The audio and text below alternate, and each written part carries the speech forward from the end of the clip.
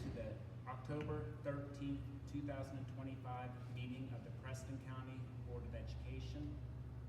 It is 5:02 and this meeting is now called to order. We will have our moment of silence and the Pledge of Allegiance at the 6 o'clock hour when our opening business starts. At this time, we have an expulsion diversion plan on the agenda. May I get a motion to enter executive session for an expulsion hearing? So moved. Okay, moved by Mr. Kisner, second by Mr. Hovatter. Is there any discussion on the motion for an executive session? Not hearing any, I call the vote. This will be a voice vote, starting with Mrs. Noss. Yes. Yes. Yes. Yes. Yes. Motion passes 5-0 at 5:03.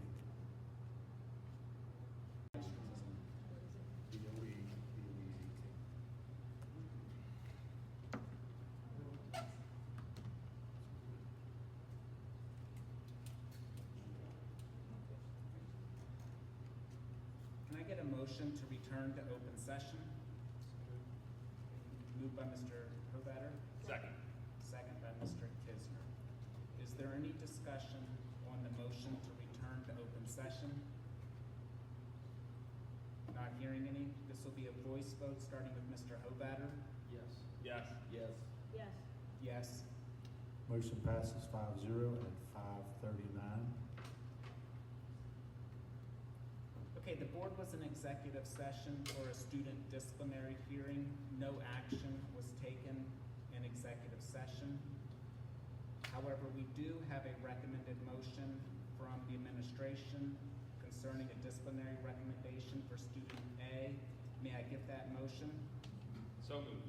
Moved by Mr. Kisner, Second. second by Mrs. Noss. Is there any discussion regarding the motion for the superintendent's disciplinary recommendation?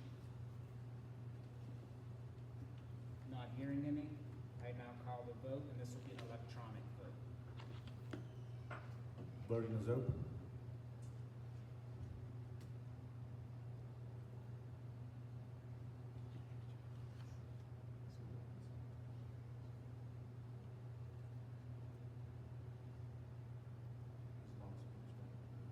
It's a yes.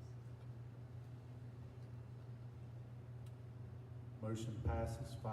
Okay, thank you. I move that we recess until the 6 o'clock hour. Second. Okay, the motion was made by myself and seconded by Mr. Kisner. Is there any discussion regarding the motion to recess? Not hearing any, this will be a voice vote, starting with Mrs. Noss. Yes. Yes. Yes. Yes. Yes. Motion passes 5:41. Okay, live stream is on. Yeah.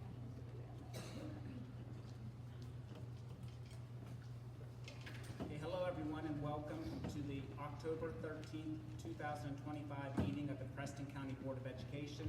This meeting was called to order at approximately 5:03 for a student disciplinary hearing.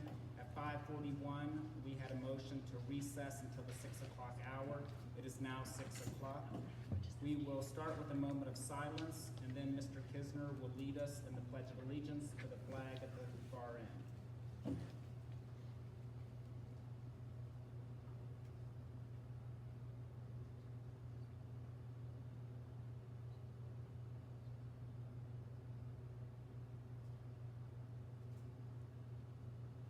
If you'll please stand.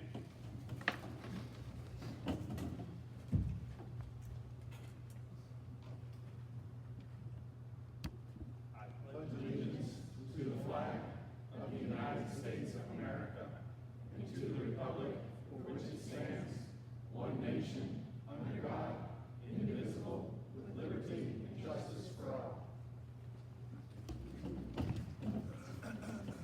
Okay, I would remind everyone that this is a public meeting and it is being live streamed. The first item on our agenda, Mr. Martin, is recognitions.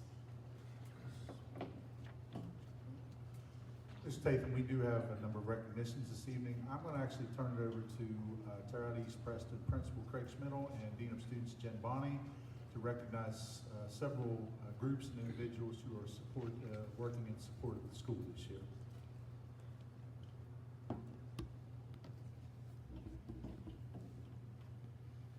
All right, everyone, good evening. We very much appreciate you attending our board meeting here at Terre Haute East Preston. At this time, we do have a number of recognitions for local school business partners and other partners in the community that may not be a business but contribute greatly to Terre Haute East Preston. So at this time, when I call your, I'm not sure if everyone's here, but I'm going to read what's on the slide. The first one is LEC Farm and Garden Market, and that is Kim Stemple, Leslie Boyer, and Landon Boyer.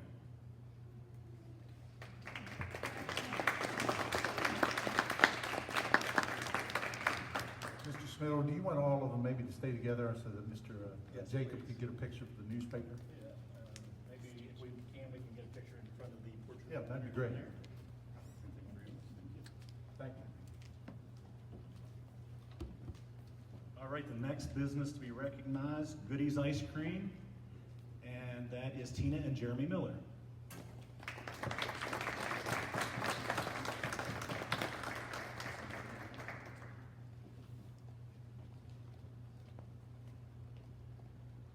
Our next business to be recognized, Home Slice Pizza, and that is Caitlin Power and Christopher Miller.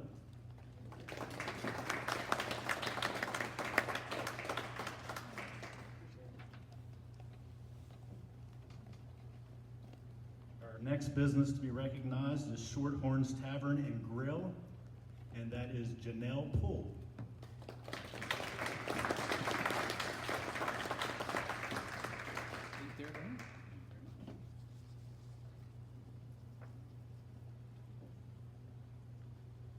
Also, we would like to recognize our school business partner of the Terre Haute Public Library. They were not able to make it tonight, but that would be, and I hope I get this one right, Karen Carusis and Tracy Keller. We very much appreciate their support as well.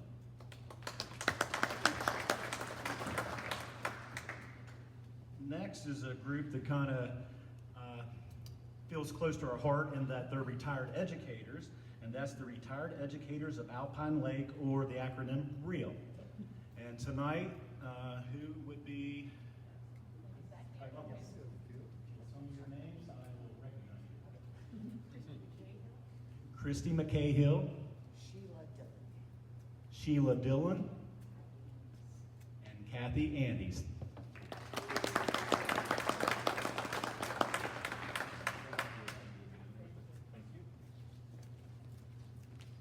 Next, we have the High Hope Art Collective. One of those lovely ladies right there is also. I don't think, yeah. Okay. So again, the High Hope Art Collective is another business partner we'd like to recognize.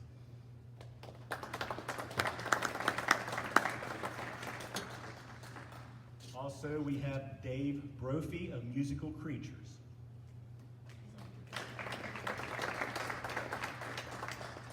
And lastly, to be recognized tonight, the Cranberry Medical Clinic and Dr. Roger Lewis.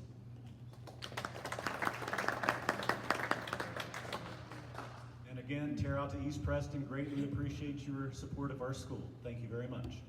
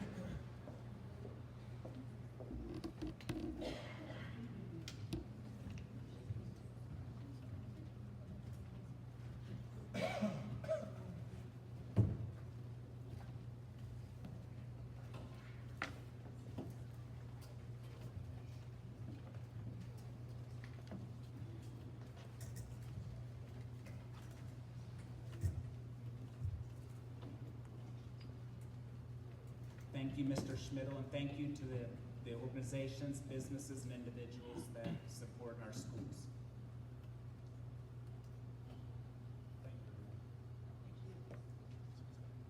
Okay, so that's next on our agenda. We have delegations. However, no one signed up in advance and no one signed up at the beginning of this meeting. So next we have presentations. We'll start with Ms. Brenda Layton for grades 9 through 12, Curriculum Director and Weavis County Contact. Want me to come around there? Okay. Ms. Layton, if you don't have to move around, I can give you one of the portable mics if you like.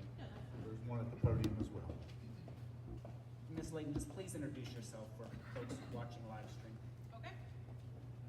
I am Brenda Layton, and I work in our district office with secondary curriculum. I'm just giving a brief update of some things going on in our department right now.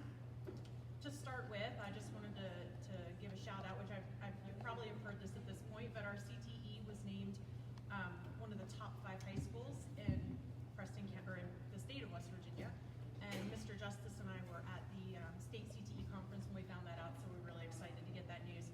We've been hoping, we kind of had fingers crossed, we knew they acknowledged a lot of different things, and we were just kind of thinking we might be up for something, but we weren't sure because we went from, the last 3 years, our accountability score has gone from 72 to 90 to 97 this year. So we've been working hard on that, and that's what that was based on. So that's out of 100.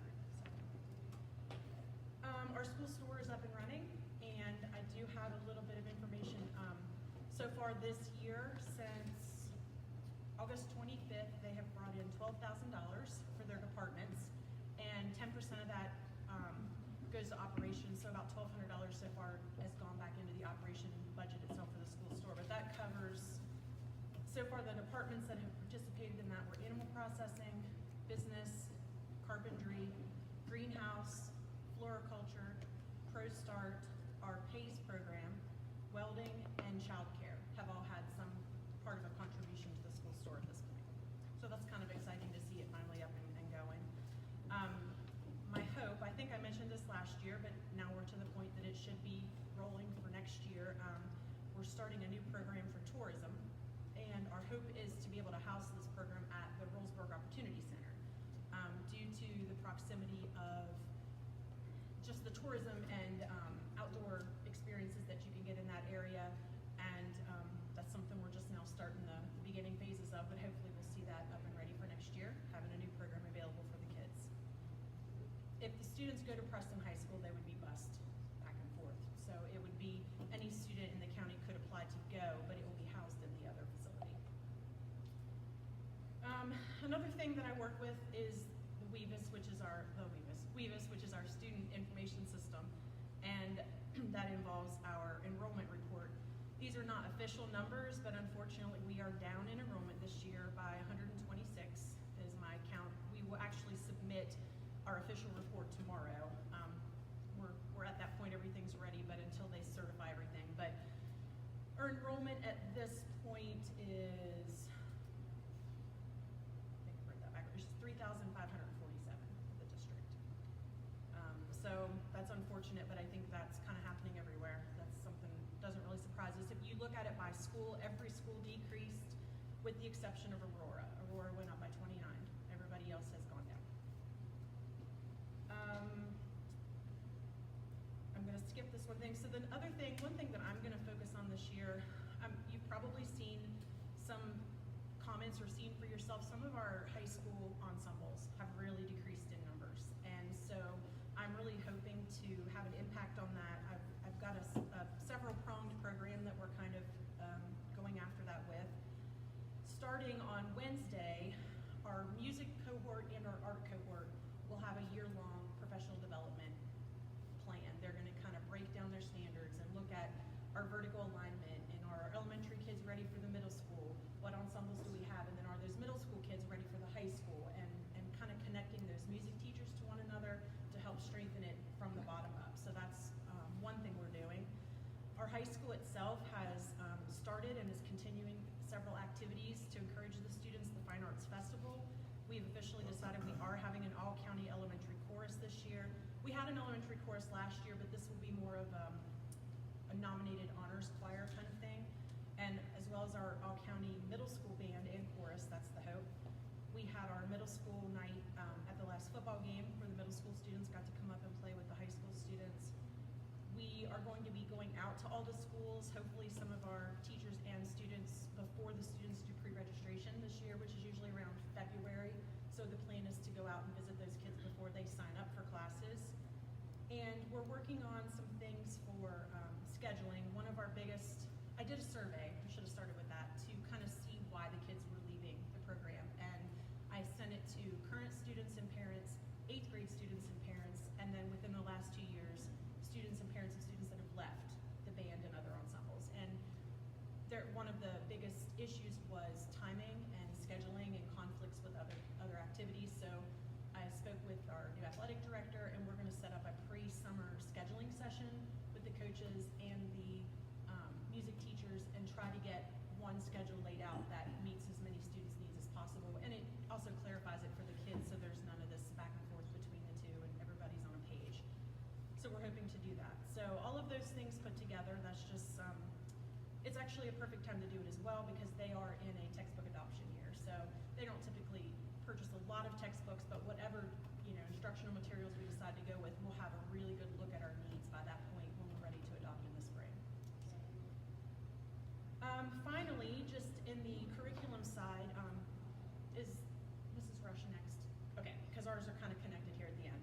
So we have been working on a professional development plan that spans the whole year and encompasses everything we do. And I'm going to talk a little bit about how we're going to monitor that, and then Katie's going to jump into a little bit more of what that entails. But looking at it from the district side down, as we're putting all these things in place, we've taken on a role to have our data talks. We've done that in the past where we meet with administrators. We're now doing those collaboratively, so the principals are getting together in cohorts so that we can have better conversation and share ideas with one another. We have started a process called desktop audit that we are doing about every midterm, and it allows us to check in on some of those task-oriented, box-checking kind of things that the principals need to have accomplished by a certain date, whether it's their walkthrough data or whether they've done their evaluations. We look at their PLs or their SATs and the students that are in tiered intervention. We look at anything that's digital and can be tracked. We check all the discipline data, attendance data, all those things. Ms. Layton, I was just dispersing one that I had, Okay, great. just so they can at least kind of see. Yeah, and so that's something that we do on our end. We also are going out, and the principals that we are working with, we're observing PLCs that they're leading every quarter, and we're having one-to-one coaching conversations with those principals after the data talks, after the PLC observations and the audits. We're also holding county team meetings with Mr. Martin, Mrs. Varner, Mrs. Rush, and myself when we sit down together and kind of make a weekly or co-weekly plan of where we're headed next, what's the next upcoming thing, getting all of our ducks in a row before those dates, and then working also in our principals meetings to do professional development. Our last principals meeting was here at Terra Alta, and the first 2 hours of our morning we spent in classrooms and then came back to debrief how we did, how we found the standards in the classroom and what we saw, what verbs we saw, what action steps. So really getting hands-on in that process. So any questions for me before I flip over to Katie's side? Do you run analysis like on WEVIS entries, like for instance things, I know there was the last meeting, there was a report about some of our discipline, like our ISS numbers were changing and things like that. Mhm. Do you monitor in any way to compare like schools to say, this school is way out of alignment with how many they've got, this school is way under, or for determining that? We haven't done that a lot in the past, but we are doing that right now. That document that you have in your hand, we're looking at some specific metrics this year as it pertains to class exclusions with the new legislation. We're also looking at Cell phone violations. cell phone violations, and then just overall discipline entries. And that was part of the data we asked the principals to present in their group data talks, and then we use that as a conversation around the table. And actually out of those, we split them in 2 teams the first round. We're thinking of 3 maybe for the second round. But after those conversations, we had a list of things that kept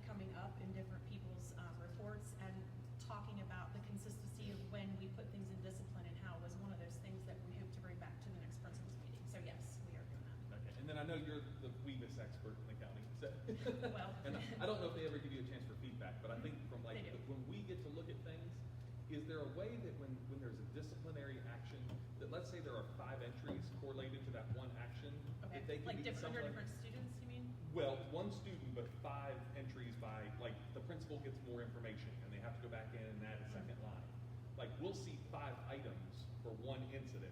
Are you talking about the action steps tab? I'll Because say in the diversion. That actually is it's a requirement of the way they have it set up, and I have given that feedback. I would like to see, they have to do an intervention and a consequence, and they're on the same page. So the only way to do that is you can't enter a consequence, which would be lunch detention or suspension or taking away or confiscating their item. Those are all consequences. You can't do that until you've listed an intervention. And the interventions are things like contact with the parent, conferencing with the student, referral to guidance, those kinds of things. So, and they have to go on the same block, and I don't know why. I wish they were separate, like, because you have the person and the weapons and like if there is any, Yeah. each one's on its own separate thing, but those all go together. And so if you say you recommend an expulsion, that is one line item, and then if you have to resolve that, it's another line item. Plus you have to do the intervention, plus, yeah, it is a lot in one chunk, and I don't love it, and that is feedback I have given them. Okay, and again, our review is minimal, but I just can imagine from Yeah. an administrator's Well, perspective, it's being been able to say this difficult was for our actually. administrators. We Yeah. get a lot of data errors out of that because up until last year, that wasn't the way they entered it, and then they changed it, and I'm not sure why. I think because they wanted to make sure that we were putting interventions and not just consequences, but I just don't like having them in the same place. But I agree with you, it's clunky, but not Well, sure thank why. you. I just knew you were the person, if there was a person Yeah, that that got to would give be me, input. and I agree with Thank you. you for your efforts with CTE. I think personally that we underhype what everything that's going Yeah. on there, and I think it's fantastic the turnaround that we've had there as far as that increase in our results and our scores Mhm. for the past couple of years, and look forward to seeing that go in the store and all of that. I know Solar Hauler, I've got an email started to you, but I haven't sent it, but they were interested if we were looking at adding CTE programs in a solar type program, if we were interested. So I wanted to Yeah, give you we'll that definitely do contact that. information, because that maybe they'd say they do stuff in a couple other counties where they go straight into internships out of high school We're and have always jobs. looking for So, things that connect to our but communities. That thanks would for all be you great. do in your presentation. Okay, thank you. Yes. Okay, all yours.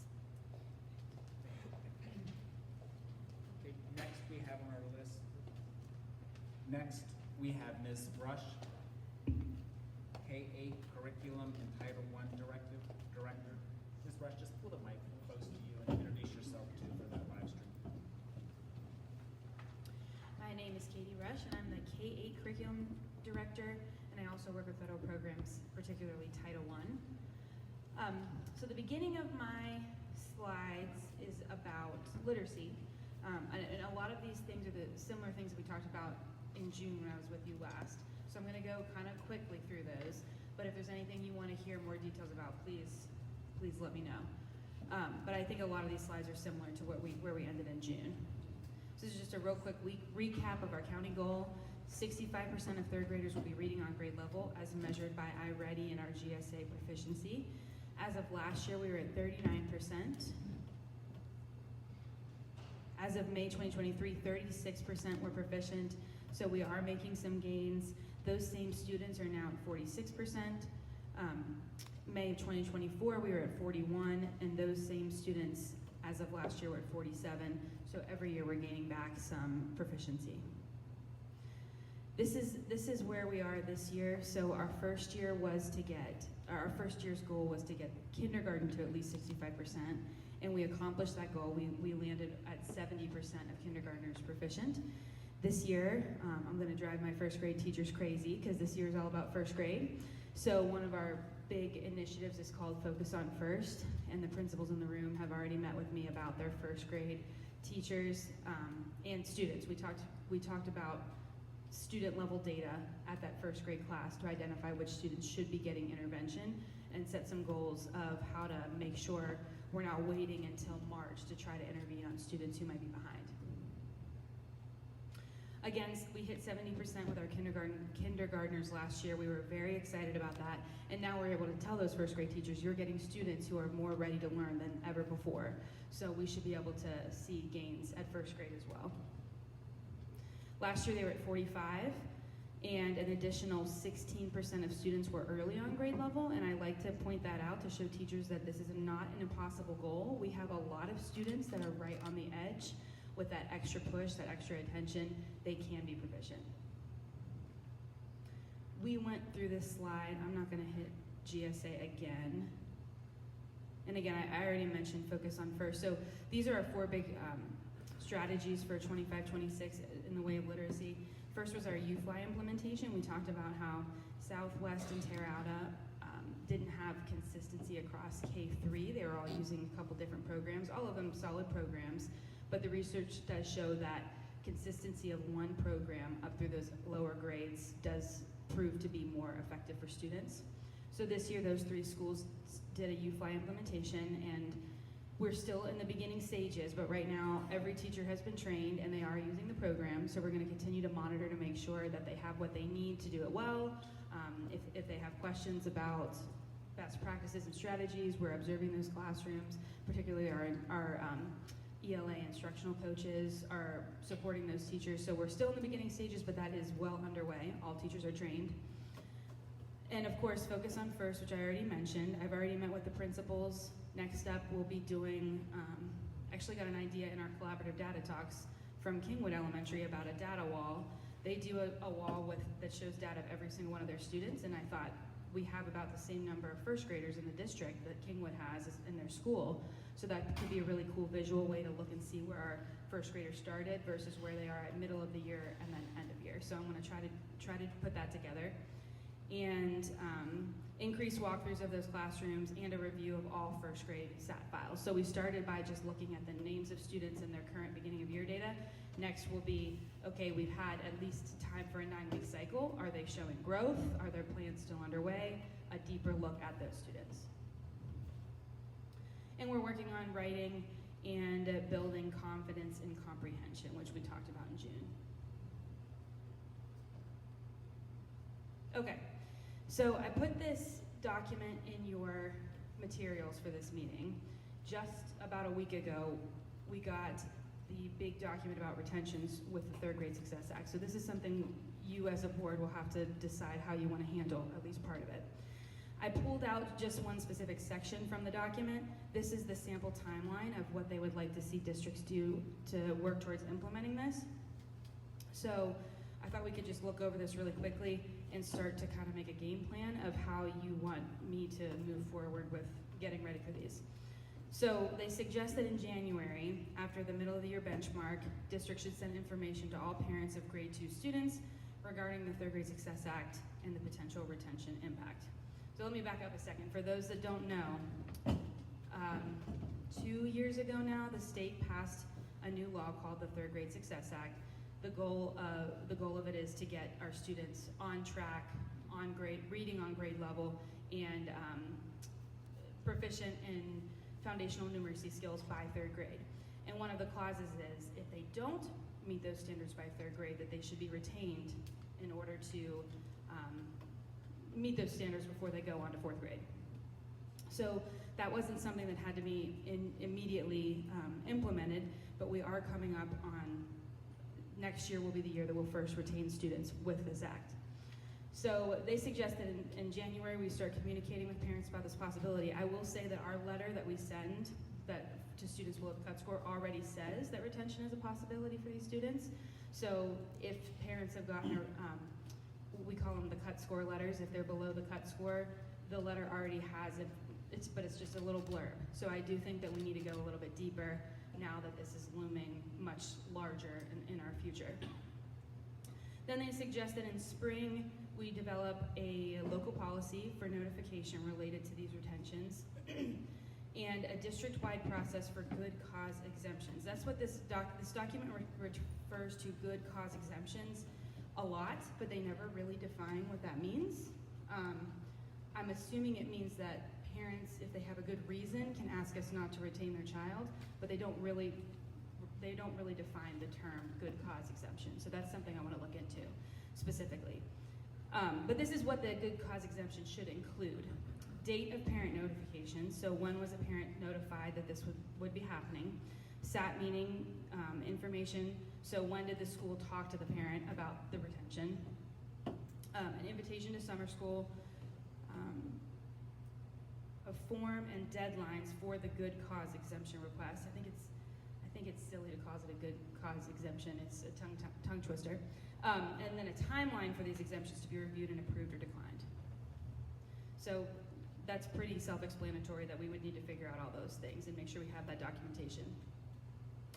Then in the summer, we would finalize the policy, and in the fall, we would give that information to all grade 3 parents with the results of beginning of year data. So next fall, these students who are below grade level standards would get notification again that if they don't meet standards by the end of the year, they would be retained.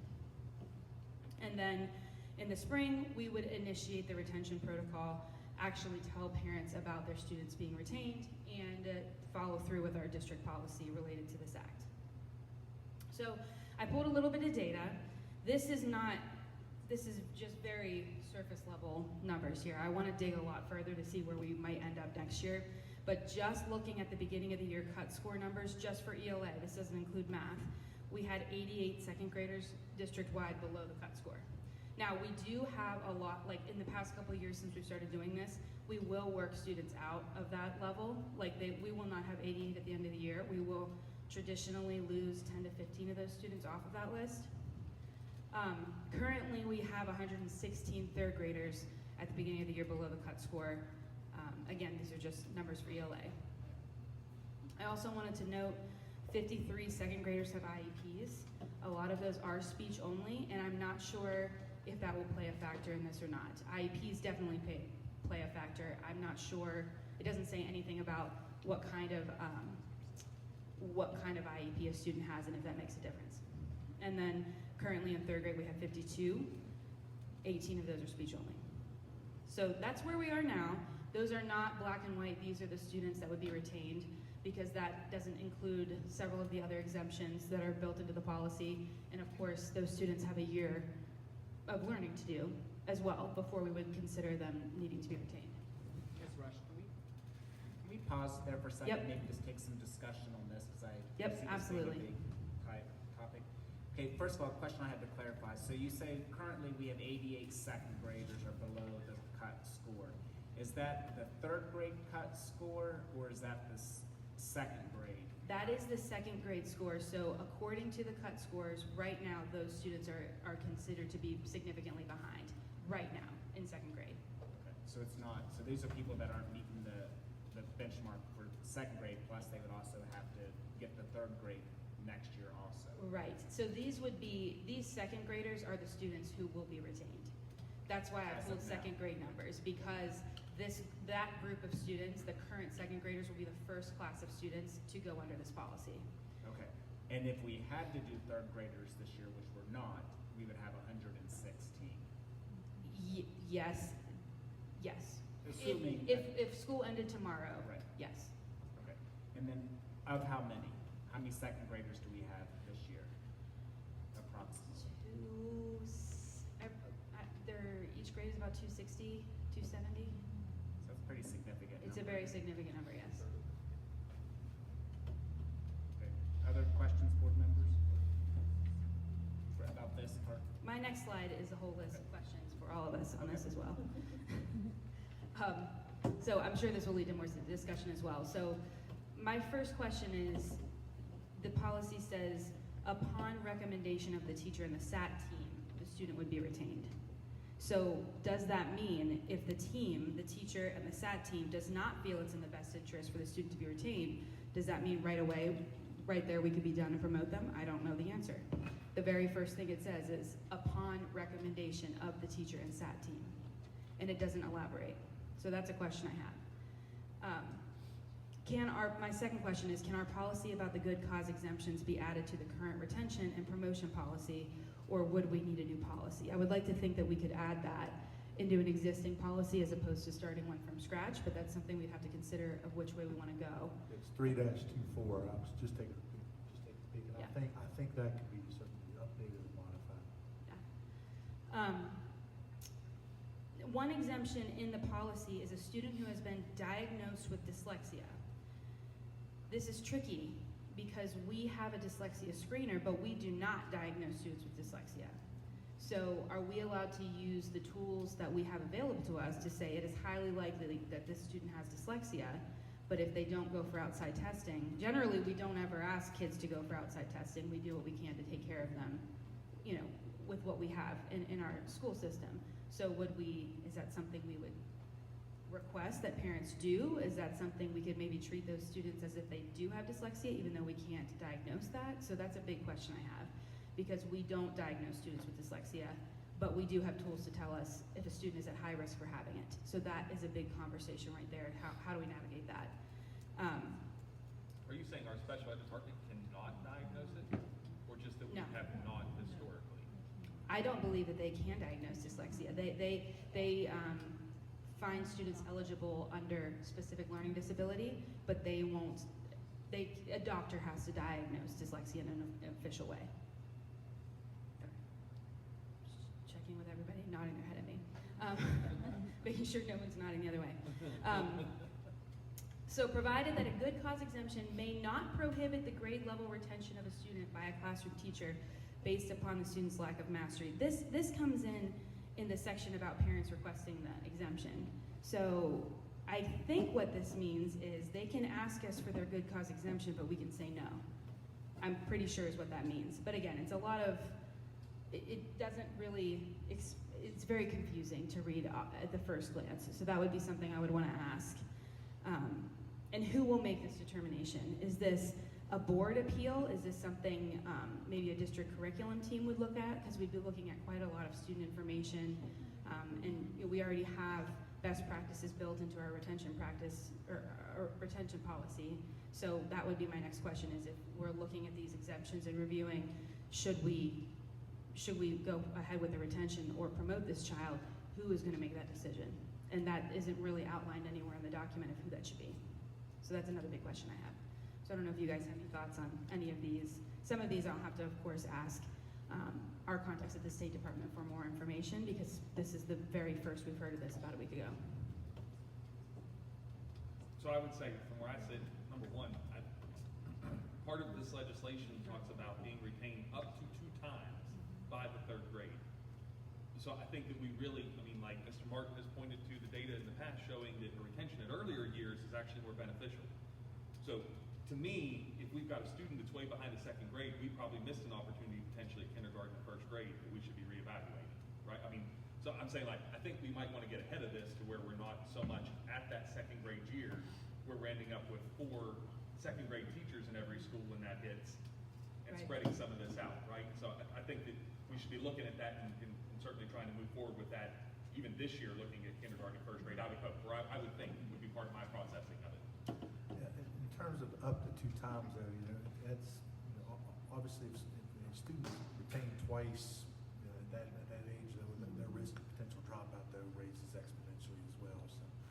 But I do think in those low, you know, that's probably the best opportunity potentially, you know, when you're looking at it. It certainly typically has less social impact on the student as well if it's done at that time frame. Yeah, and I think you've referred to, is it Guiding Star, or there's some Morning Star, there's some star program that you referred to as the Guiding Light or something?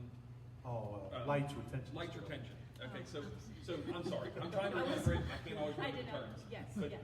we've talked about that, and the variables that it says to take into consideration, to me, this legislation does not say to take any of that into consideration. It even says it actually on this slide that you've got here. The maybe grade of retention of a student by a classroom teacher based upon students' lack of mastery, subject matter, and preparation for the next grade level. So I don't think that most of the variables in the Lights retention scale are going to come into play for our teachers and our SAT teams in making this determination. And that's going to cause a change of mindset across the county and across the system. Because I think that those weights have been heavily weighted. We've got a very low amount of retention. And I believe, from my reading of the legislation, part of this is to intentionally remove some of those variables and say, can the kid read? Can the kid do the math? Are they ready? And if they're not, the state wants us to get them prepared before moving them on. So that would be my take as a board member on what I've read and how I understand it. I'm certainly open to discussions with anybody, but I think that I really think this is to change the mindset of retention. Yes, and I think it's going to be, I mean, we've discussed for the past we've reviewed our retention policy every year that I've been a part of this, process, and we still don't have very many. I think, I mean, we know the research says retention leads to a much higher risk of dropout, so people really, really try to avoid it at all costs, but I agree, this is a big shift in setting that aside and making these decisions based on mastery exclusively. Yeah, I just don't want a kid not dropping out so they can graduate with a diploma and not read. Exactly, and we don't want to graduate kids who aren't ready for the world. That's a worse thing. Yeah. So I think definitely moving forward, we're gonna have to have two tracks on this. We need to have, what's the policy, what's our policy, how are we implementing the policy, how are we communicating the policy to parents, how are we going to determine if somebody's retained? That's the other part. The other part of the conversation is, we need to figure out what additional we need to be doing, because this is 1/3 of our student body for that class. I mean, could be significant. Yes. I mean, for graduating classes, for the students that pass on to 4th grade at this point, you know what I'm saying? I mean, this Yeah, is it's monumental. a major number of students, yes. And so, I mean, for those 88 students currently, are we, because we've talked about this in the past, are we looking at them individually to see, Yes, every single one of them has an intervention plan. are we tracking the progress on that? Yes, so I can't look at every plan, but I'm getting as close as I can to looking at every plan myself personally. And this is one of those things that to see as much as we're gonna get out of this is gonna take a little while, because these kids have only had, the current 3rd graders have only had this level of oversight and intervention for a year.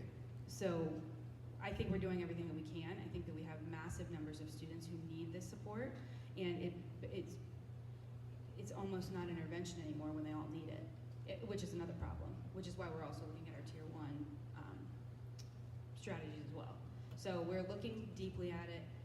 Every single kid that is on that list does have either an IEP already or an intervention plan, and they're getting research-based interventions to the level of tier 3, which is 30 minutes every day if possible, but a minimum of 20 minutes every single day. So we're implementing all of these things. It takes time to see it on a massive scale take hold in our data. And I also want to say the 88, that is beginning of year data. Those kids, they will not all stay there.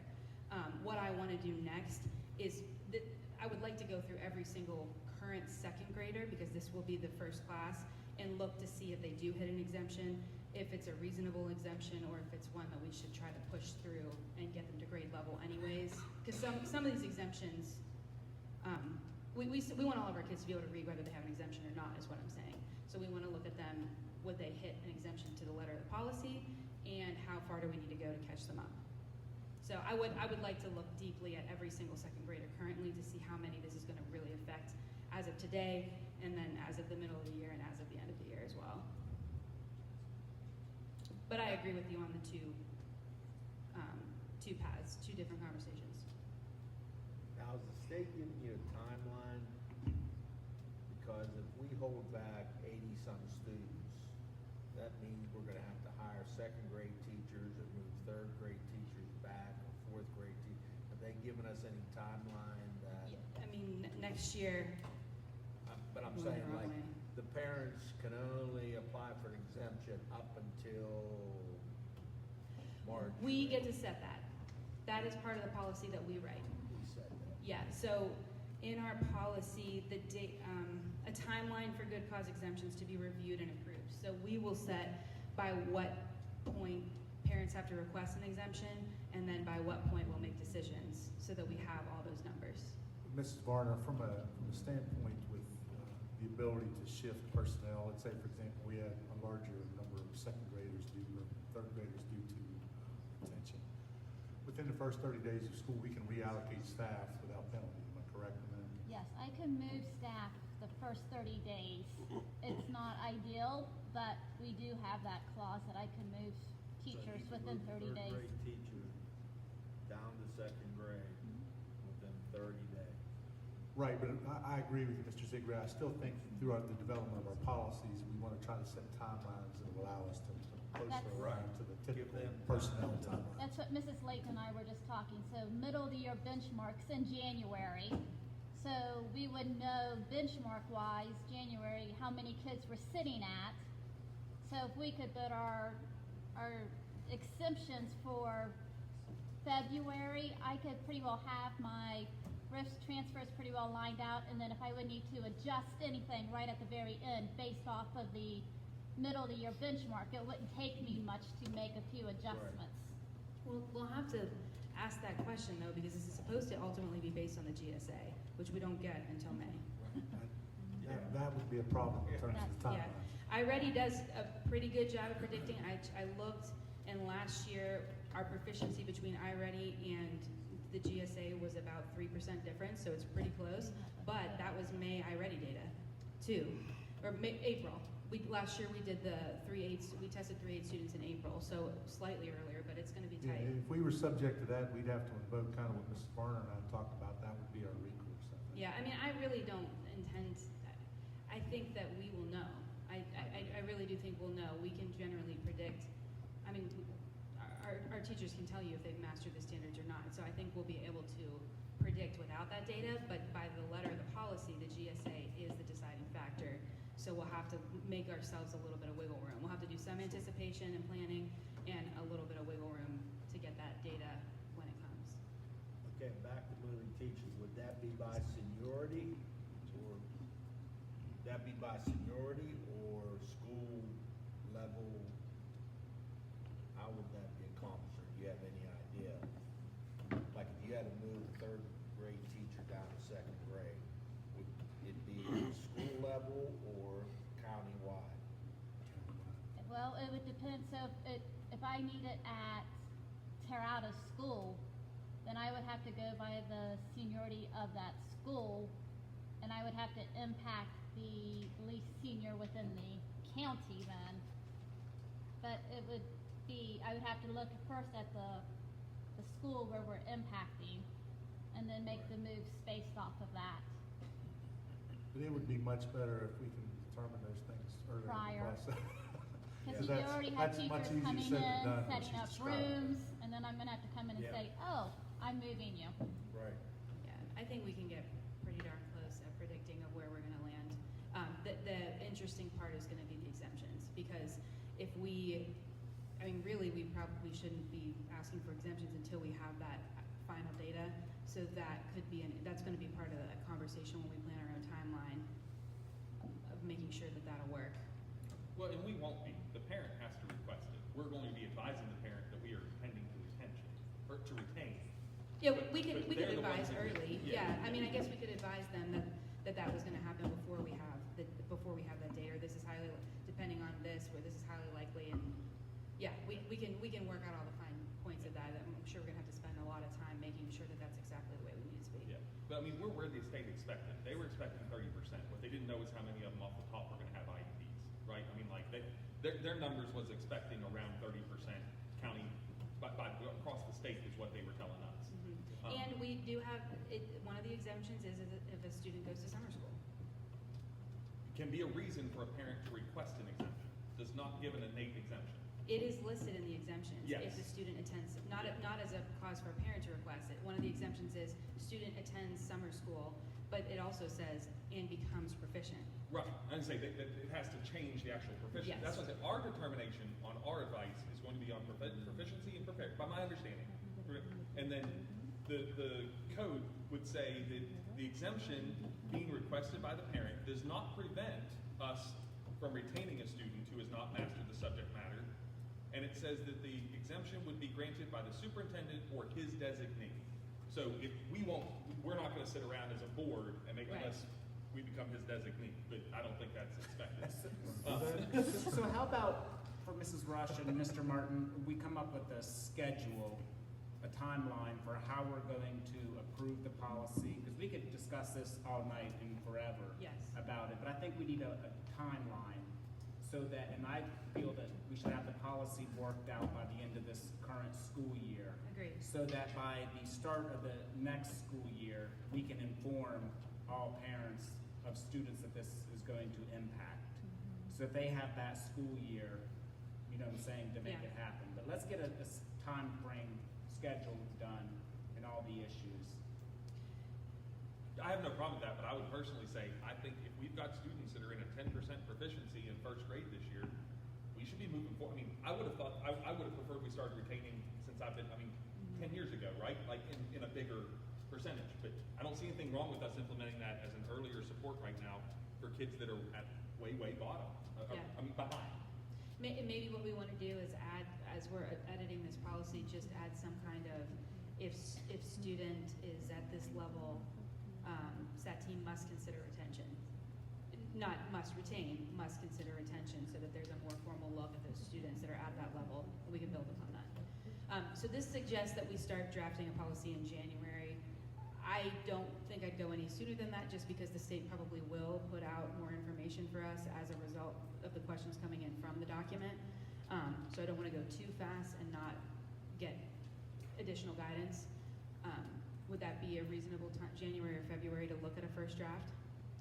Yeah, I think personally the board should be seeing something by first part of February so that we can start getting input and hearing about it. Yeah. Okay. Okay. And I'm going to work on getting these other questions answered to make sure that we're very, very clear about every step of this, because there are some pretty vague statements that I want to make sure we write a policy that still meets our needs and the needs of what we're being asked to do. Thank you. Absolutely.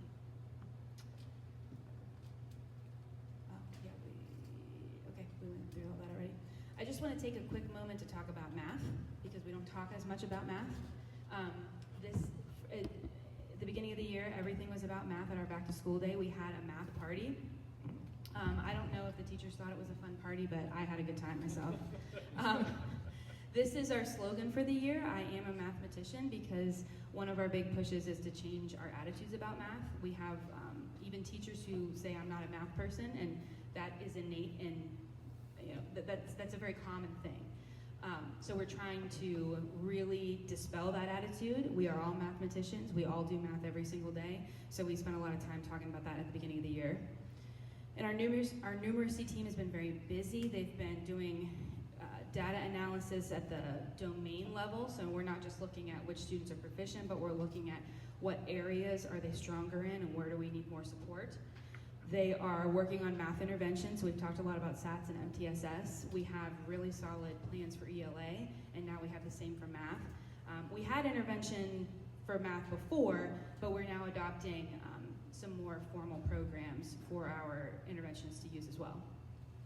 We now also have a math scope and sequence, which ELA has had for a while. This is a list of very finite skills through the K2 levels that students have to master to be able to do math in the upper level grades. So this should help identify, really pinpoint those skills that students are missing at those lower levels so we can catch them up.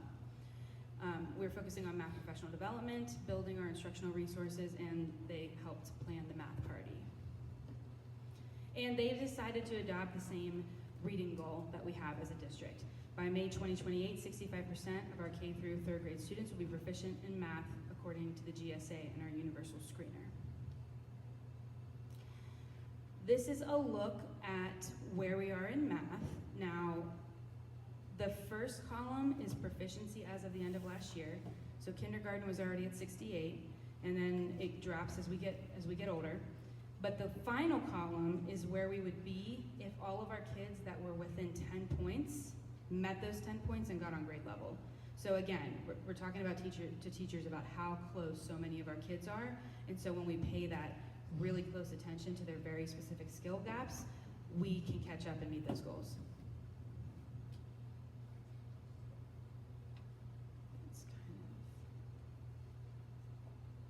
And then a quick look at MTSS. This is just a recap of our steps to the MTSS process. Every time I talk MTSS with any staff or a team, we always go back to how does it work? We identify a student who needs help. We start with Tier 2 intervention, which mostly takes place in the classroom with the classroom teacher. Then we have our first SAT meeting to discuss the progress. Is the student improving? What else do they need? If they haven't improved, we ramp it up to Tier 3. We have another meeting, and then we determine next steps. So that is if a student goes through the process in a super linear way. Usually we have a couple rounds of tier 2, we have more than 2 meetings. It usually goes in a more zigzag line, but if they did everything straight through, everything one time each, this is what it would look like. And then I am auditing files, like I said. I had 5 out of 6 schools submitted their files to me exactly when I asked for them, which means I didn't have to dig for them. They had them right where they were supposed to be.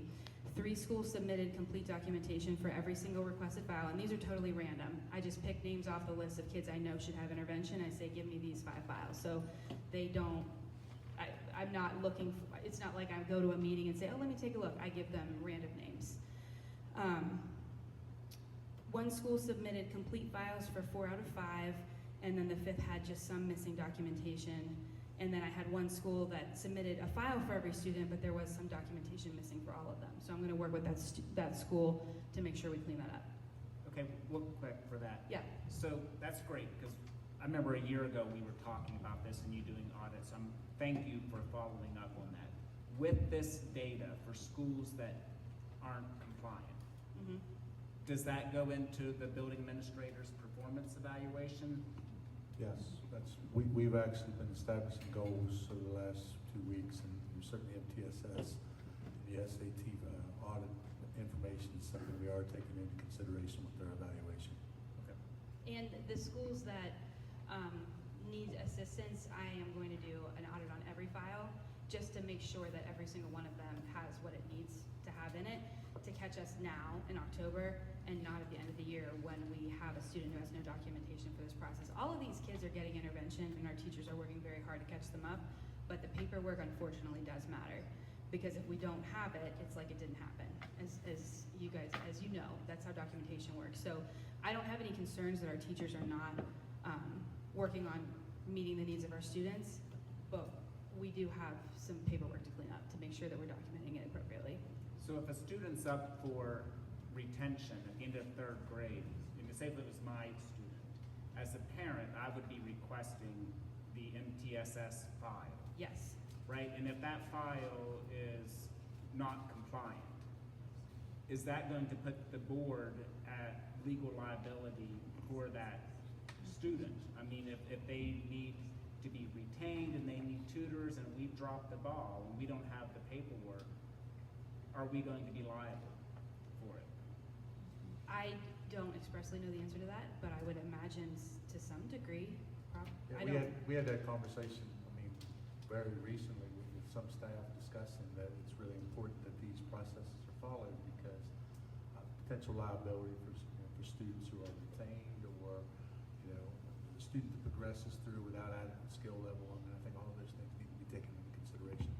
So I feel like our goal needs to be 100% compliance with this phase by the end of this school year.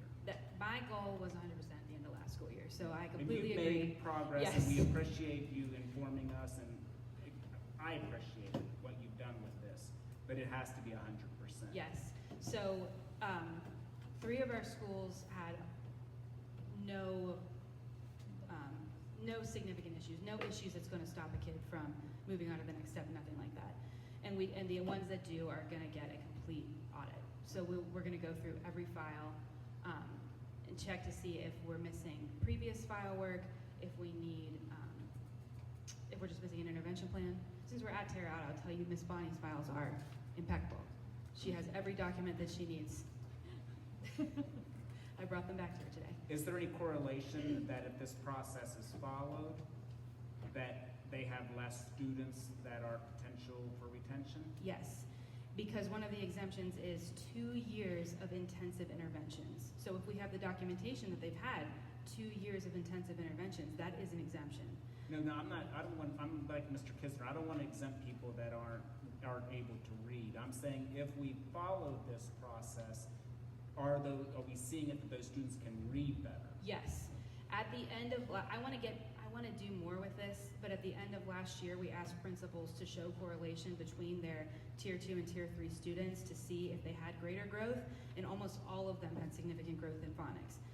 The issue is, that's what we were providing intervention on. They're not necessarily showing like full grade level proficiency because we're fixing phonics and we're already a 3rd grader. So there is a direct correlation between this process and students reading closer to grade level, yes. Okay, so I just want to know that, so that way if we fix this process, that's going to help. Yes, yeah.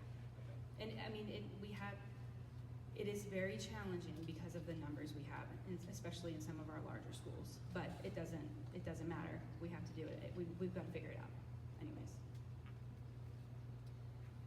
So these are my next steps. I've already discussed full file audits. Going to continue training SAT chairs and teachers. We did have a whole day new teacher training in September, which was awesome.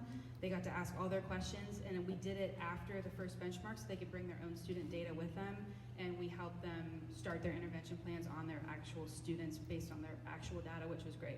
Usually when we do trainings like that, it's in August before we have real kids in front of us. So that went really well. I would love to be able to do that with every teacher.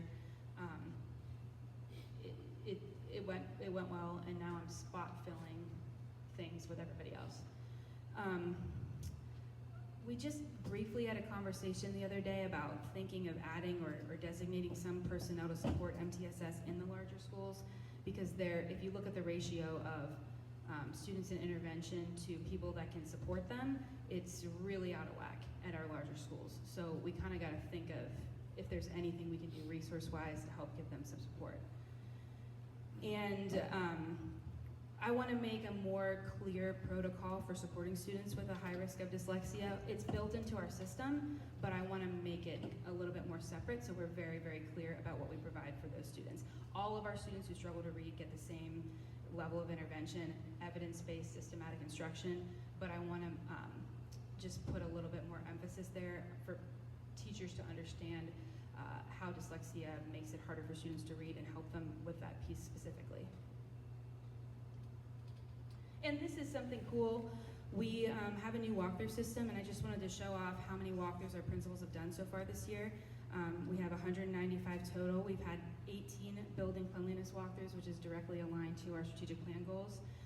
59 standards-based, which is when principals look to see if the standard being taught is aligned with the instruction that the teacher's providing. Student engagement, 74. ELA foundations, we haven't done a lot with that walkthrough yet. I want to train them a little bit more detailed, more in depth on that, but we still have 12 of those, and we've had 51 of lesson plans. So I thought that was an interesting number to look at what we've done so far. And then I always want to plug the hard work that our coaches do. So you have this in your, actually I don't know if this was in the present, did it make it in when I put it in? Okay, so you guys can review that to see they have worked extremely hard. I always like to highlight, they've made 108 different resources based on needs that teachers have expressed, and there's a training one's on there. 27 trainings led at this point. They really, really do a lot for us at the beginning of the year. They're able to very specifically target the needs of our staff, and I just like to showcase that. Are you able to go back to that slide?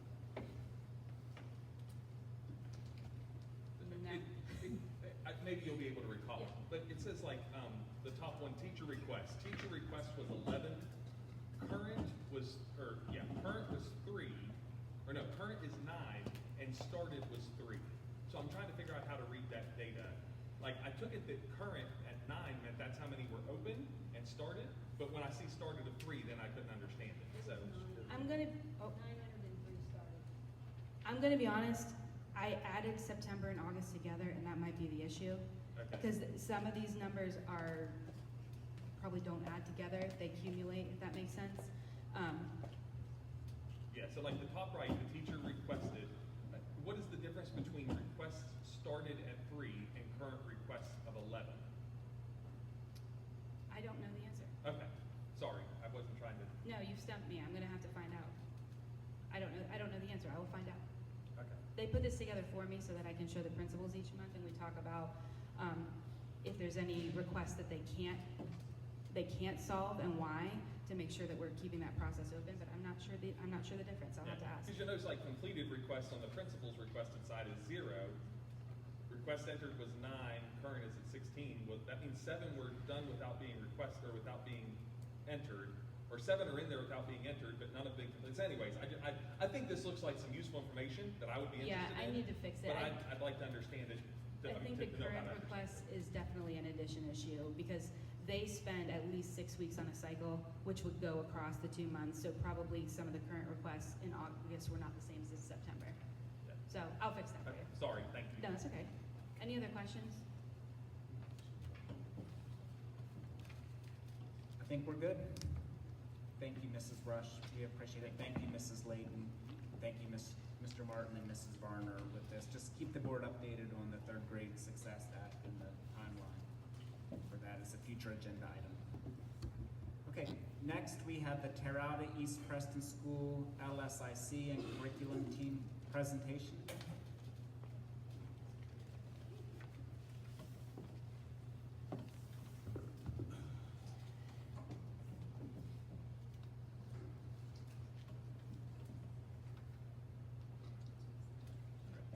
Well, good evening, board members, everyone. Thank you for attending. Mrs. Bonney has done an excellent job in helping to prepare a PowerPoint presentation to help guide our discussion this evening. So we earlier did have our recognitions. Terrata East Preston is fortunate to have many business partners and community groups support the school, so we're thankful for all those. And moving forward, before I address the next slide, I'd just like to say this is my first year here at Terrata East Preston, and the staff and community and students have been very welcoming. So I appreciate that very much. And getting acclimated to the school, there's a lot of hidden treasures I didn't realize here, and I feel fortunate to be here. So with that, moving on, one of the items that was asked to be discussed was our leadership and curriculum team. And since I knew that this would be my position starting July of this year, we actually came up and met last year before school let out and voted and established this team. So on the curriculum leadership team is me as the principal, Ms. Bonney as the dean of students, Mrs. Durst as our counselor, Mrs. Kristen Grimm, our new middle school math teacher, which we're very excited to have. She comes to us with a lot of years of experience in math, and I think last year there was some vacancy in the math position here, so we're very fortunate to have her. Mrs. Heidi Hogger, first grade, special education, Mrs. Jersty, physical education, Mr. Kelly, third grade, Mrs. Naselrod, fifth grade, Ms. Noland, and for middle school English language art, Mr. Urban. And we've been working this year diligently. As Mrs. Rush indicated, I think there's a lot of good systems already in place. The MTSS process, Mrs. Bonney had it rolling, and it's going very well. So the curriculum leadership team continues to meet, and our next meeting is November the 5th.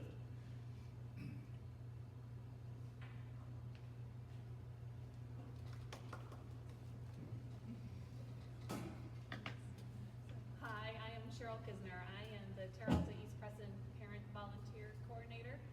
So our LSIC committee consists of our chair, Mr. Urban, who's our middle school English teacher, parents, myself, Callie Walsh, she serves as our PTO treasurer and our band booster treasurer, and Michelle Dixon, she serves also as a band booster president.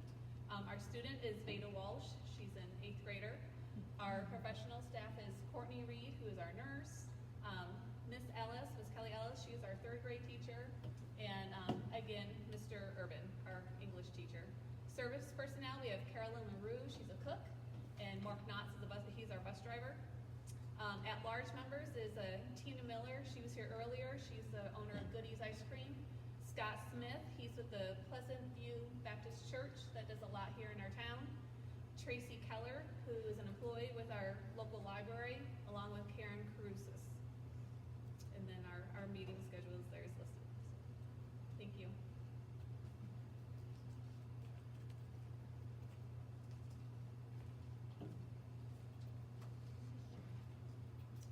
I'm Kelly Ellis, and I teach 3rd grade. At Terrata East Preston, we strive to have a positive and productive school learning environment. Ways that we do that is our teachers who are very passionate and committed to student successes and providing individual attention when needed during small group instruction and different things like that. We have well-structured curriculum with learning objectives in place. I know most of our classrooms have their objectives posted. I know in my room I post for reading, math, and writing. I can write a narrative writing essay. And so by the end of whatever we're working on, the students know that that's what they're going to be able to do. We, in a lot of our classrooms, have flexible seating and dedicated collaborative spaces. So for students who may need more, may need a chair that's more comfortable or quiet, there's different areas that they can sit, or if they need something to move, if we've got our ones that have a lot of attention issues, we have different options for them. We also create a positive classroom culture. We do student-centered learning and differentiated instruction, and we're really working hard for parent and community involvement.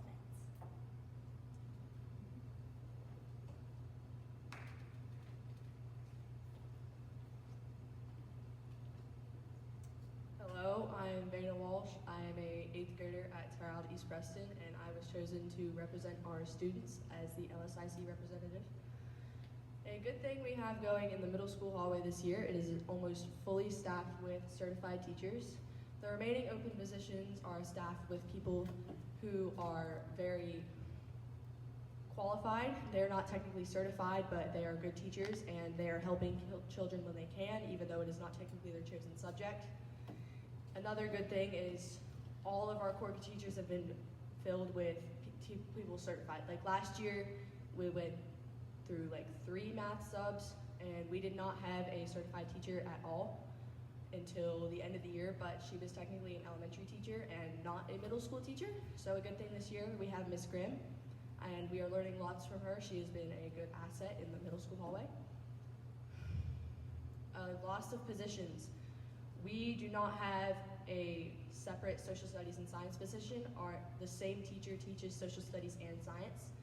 He is technically certified in social studies, like he went to do school for social studies and not science. He's currently taking classes for that.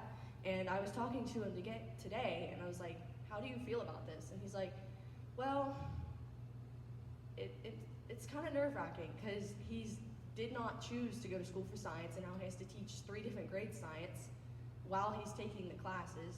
And he said he didn't like it very much. So he said he would much rather have someone else teach us science than him, because he is much more of a social studies person. Lunch concerns. Our food, the quality has not been good. I am not blaming the people making it. I am just saying, as I have gone to school here, it has just slowly decreased. This is probably due to lack of money and budget, but it's not fair to kids who come to school and this may be 2 of their meals a day because they don't have anything to eat at home, and then they don't want to eat it because it's disgusting. It's not good. The EagleCast, it is a newscast we do through our school. It is the 8th grade class's CTE credit. It has contributed to unity school-wide. We feel that when I was in 4th grade, I was afraid of middle schoolers. They were scary, they're taller, they're loud, and it was nerve-wracking to go upstairs. But I feel that displaying parts of ourselves so that the little kids can see us, I hope that would help acclimate them as they go upstairs, so at least they feel like they know someone. And I've had little kids come up to me and be like, oh my gosh, I saw you on my TV this morning. They're all very excited to meet us, and I just think it shows that there is some school leadership. They have people they can look up to, but they can be silly, they can be themselves. Thank you for your time. That made a good choice.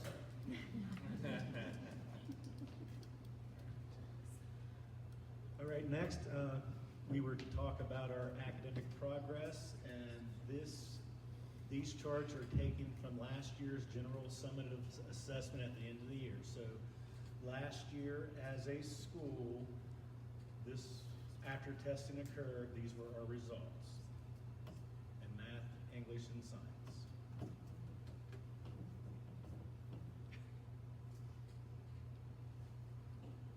And you're going to double those now as the new principal, right? That's the goal.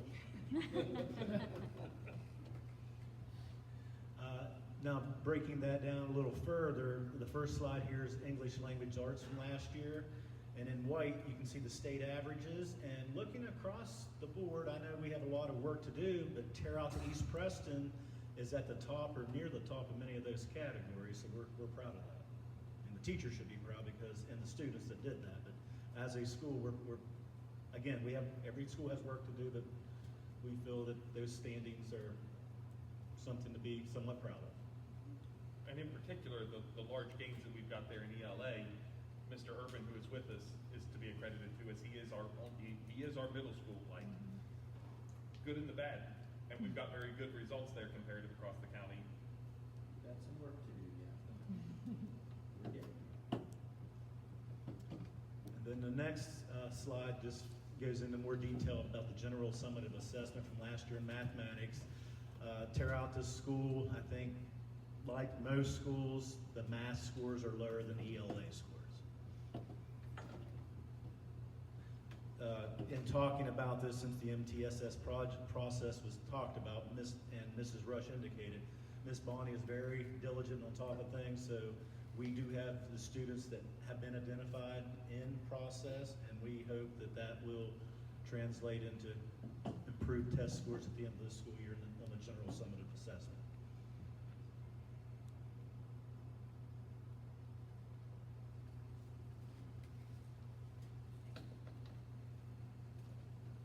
Alright, some academic changes we would like to see. We feel like reading interventions are going really well, but like Ms. Rush said, we're a little concerned about math interventions, especially with the guidance and the supplies. Our reading interventions, we've had a lot of support from Dr. Taylor coming in, and she has told us exactly what to put on our MTSS paperwork and really kind of gave us the pathway to go. We have not really been given that for math.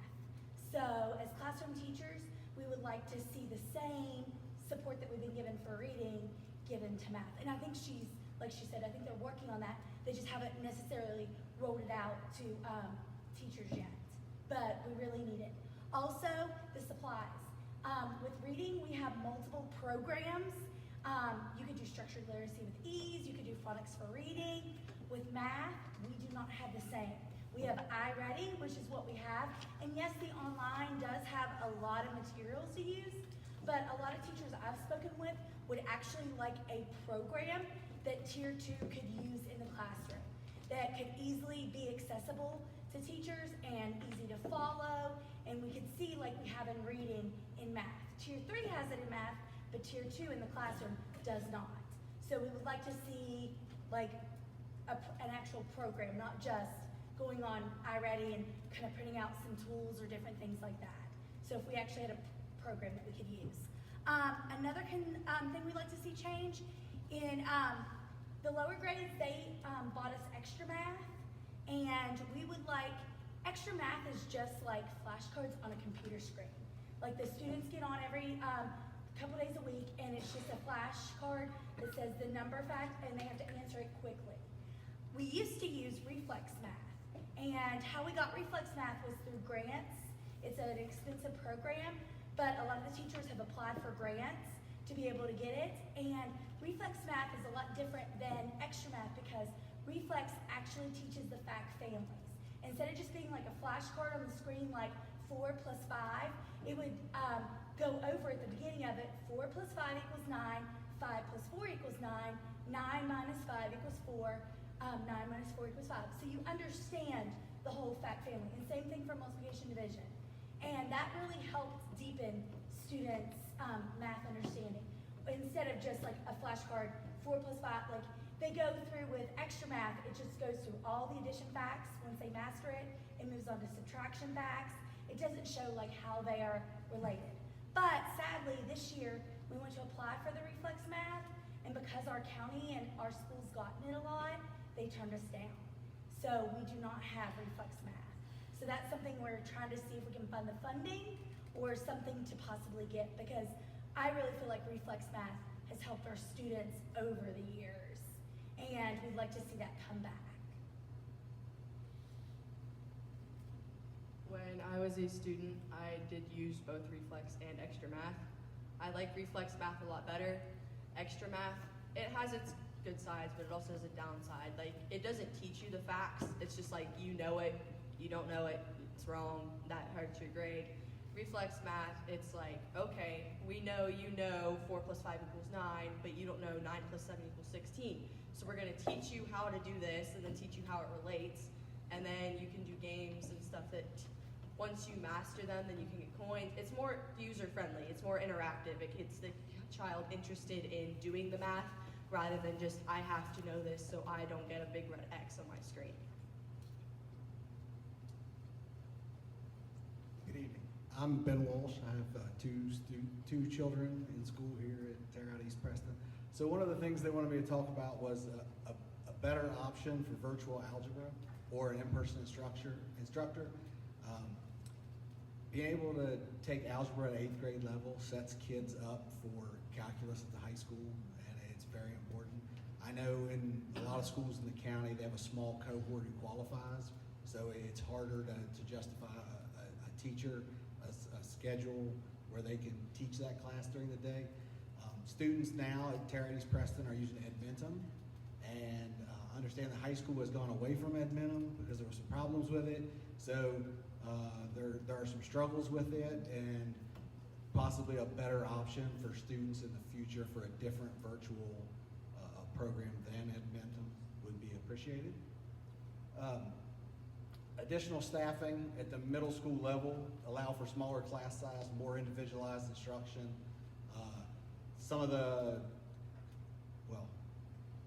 Some grade levels we have one teacher, and so that's made larger class sizes, obviously. And I know with the fluctuating numbers in the county, number of students, number of schools, and all that, that's all real fluid. Will probably change from year to year, but class size is a challenge in the grades that have one teacher.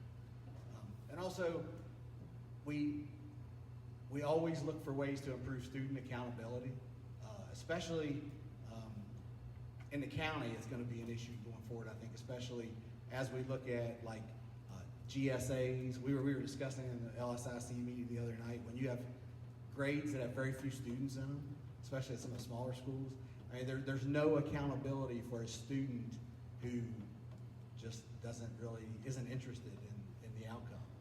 And so those numbers, as class sizes shrink, every individual score makes a huge impact on the overall score, the average.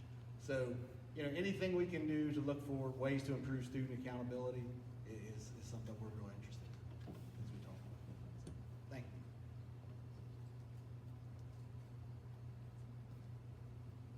All right. Hello, I'm Maureen Durst. I'm the school counselor here at Terre Haute.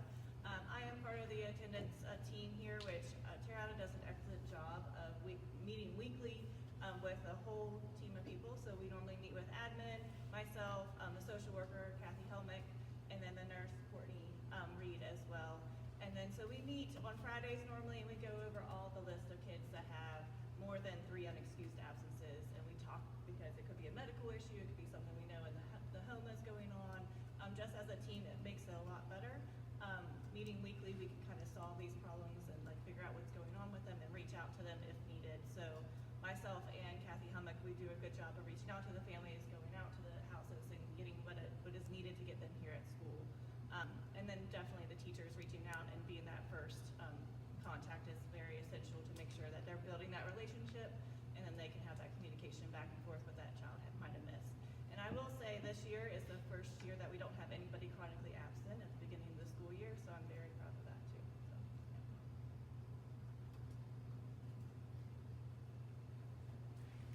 Ms. Durst, on the attendance, do we do any, I know the LSIC had requested a year or two ago that you would like to see more, not busy work, but homework. Or that was one of the things that the LSIC here in Terre Haute had stated as one of the ideas they had.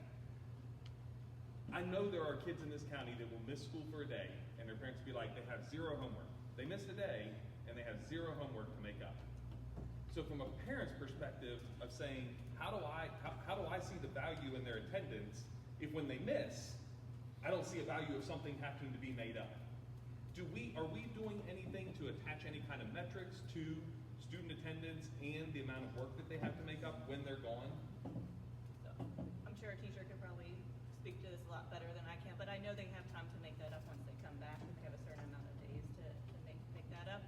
And I know we've had several kids that have had multiple absences in a row, and the parents will come and get their work, or it'll be put on Schoology or some other site, so then they can. Yeah, I certainly don't think it happens all the time. I just didn't know if we've been able to correlate any data, or if we are doing anything like here to be able to look at some of that in when there is an absence, seeing a definitive, the parents being able to see definitive something that was missed, that they realize that something's going right. It gives faith that of the importance of the kids' attendance. And I think with our like online platforms like Schoology, it shows missed assignments, so parents can see on there what they have missed and go back in there and do that and make that up. So that's one place where I normally take students to, and I'm like, let's look at your Schoology, what are you missing, where your grades are, and try to catch that up with them too. So I think that does a good job. Anybody else? Okay, I just knew you've been very involved in the attendance and initiatives here and what. So thank you. All right, next I'm going to talk about student discipline. When I first came here, it was taking up most of my day, a big part of my day. I will say, knock on wood, that it's slacked off some, and I think what the big part of that is building relationships. For example, some of the middle school boys that tend to be a little rowdier, they're also into cars, which I am too. So now we're having conversations about what their granddad might have and this and that. And so I think as we're building that rapport, that's going a long way. But we also have a PBIS program which we entitle SOAR here, and that's an acronym for striving to be safe, opting to be organized, aspiring to be accountable, and ready to be respectful. And each teacher or grade level has a manner of rewarding students for positive behavior through the SOAR program. We have a school store that students can earn money, or like a monetary system for positive behavior, and then purchase items they like. And at the end of each grading term, we have a big event. This time, I believe it is the Halloween dance that the students who have done really well can earn. But even if you've had some problems, there's a lower tier where you can still, I think we're going to give them a snack that day. So almost every student will get the snack, and then the ones that have shown really good behavior will get the dance. And then other than that, if there is a student who has a disciplinary referral, usually the teacher will talk with the student first and hopefully try to resolve that. And if there's a repeat offense, then at that point the teacher will contact the parent. And then after that, of course, we have teams that we document student behavior that we can look at. So the teachers, if they have a conference with the student or the parent, the admin can go in and see that occur. And they talk to us regularly about the students that might be challenging in class. And then after that, the administration gets involved, and we usually start out talking with the students, depending on the infraction, of course, and then with the parents. And then hopefully through those conversations, behavior improves. But if not, then we do have the adherence to the Preston County Schools discipline matrix. And we had a bigger event last week that I called Mr. Martin just to make sure that we were doing that correctly. And then once that was established, we followed policy. And then the last one that we use is restorative justice practices. And basically that's about building, maintaining, and repairing relationships. So if a couple students have an argument, once we know they're calmed down, we try to have a conversation as a group to work through our problems so we can handle them differently if we have disagreements in the future.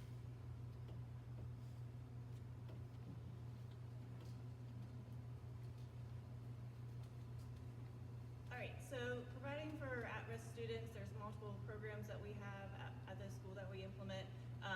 First, countywide, we have the McKinney-Vento grant, and Kathy Helmick is ahead on that, along with Andrea Stanley as well. And they do a great job of working with homeless. And homeless cannot just be without a house. It can be doubled up. It can be just without certain resources, and we can provide the help for those resources or get them connected with somebody like through the Family Resource Network to get those things resolved, and then they can be more apt to be here at school. The other one is the mobile crisis unit, so we work well with that if we have to call to do assessments, whether that's a violence risk assessment or a suicide assessment. They do a great job of getting here. We are far away so it does take about an hour and a half for them to get here. That's one bad thing about being in a rural setting, but that's okay. The next one with the W Healthy Minds, we they lost funding this year, so we were not able to have them. But we found a great resource through the National Alliance of Mental Illness, and they were able to come and provide the suicide prevention lessons to our middle school students this year, and they did a great job with that. Next month, we will have the Adolescent Pregnancy Prevention Initiative come through. They are a state program, and they will talk with our 7th and 8th graders about that. A new thing that's coming out countywide that they're trying to create a program is through this Icelandic model for adolescent substance use prevention. The first step in that is 7th and 8th graders will be surveyed this month, and then they will create a program based on that data that they are getting from those 7th and 8th graders from our school and other schools across the county too. And that's through W and their research with that. And then all the different kind of programs, definitely Christmas help will be coming up, and then we have food pantry, as well as our clothing closet, which is right behind us. Giving out food on the weekends, we do that from Food for Preston, and then we definitely have the partnership already with Preston Memorial, helping with vaping prevention too. I think they've already done a wonderful job of talking about the SAT and the MTSS process, and then we do have a tutor every single day, Miss Tara Gloffeldy. She does a great job with tutoring our grades kindergarten through 5th grade and pulling those students in that tier 2 or tier 3 intervention. So.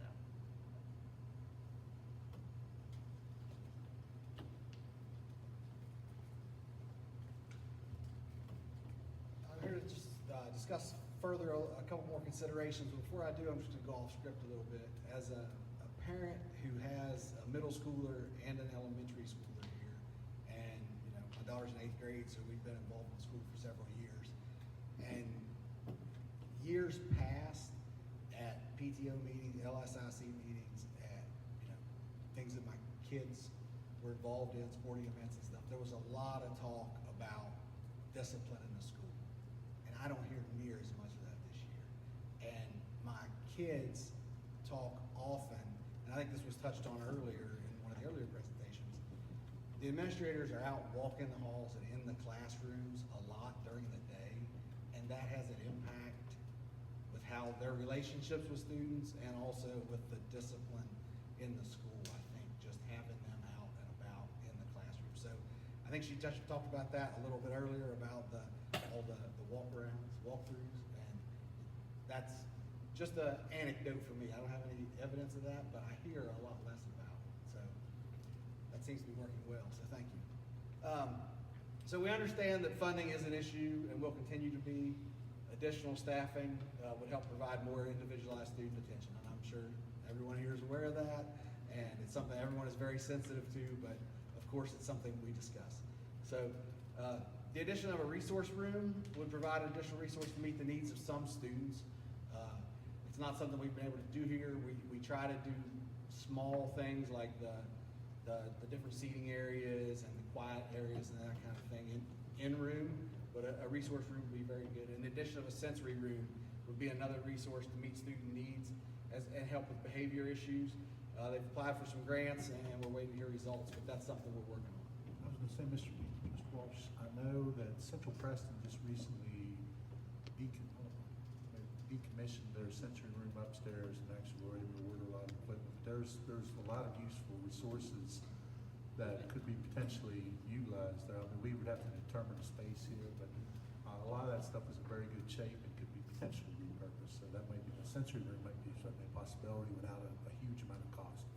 Thank you. Ms. Durst says We've been talking to Andrea about that. good. There have been some early discussions. Hopefully that'll help work out. Okay.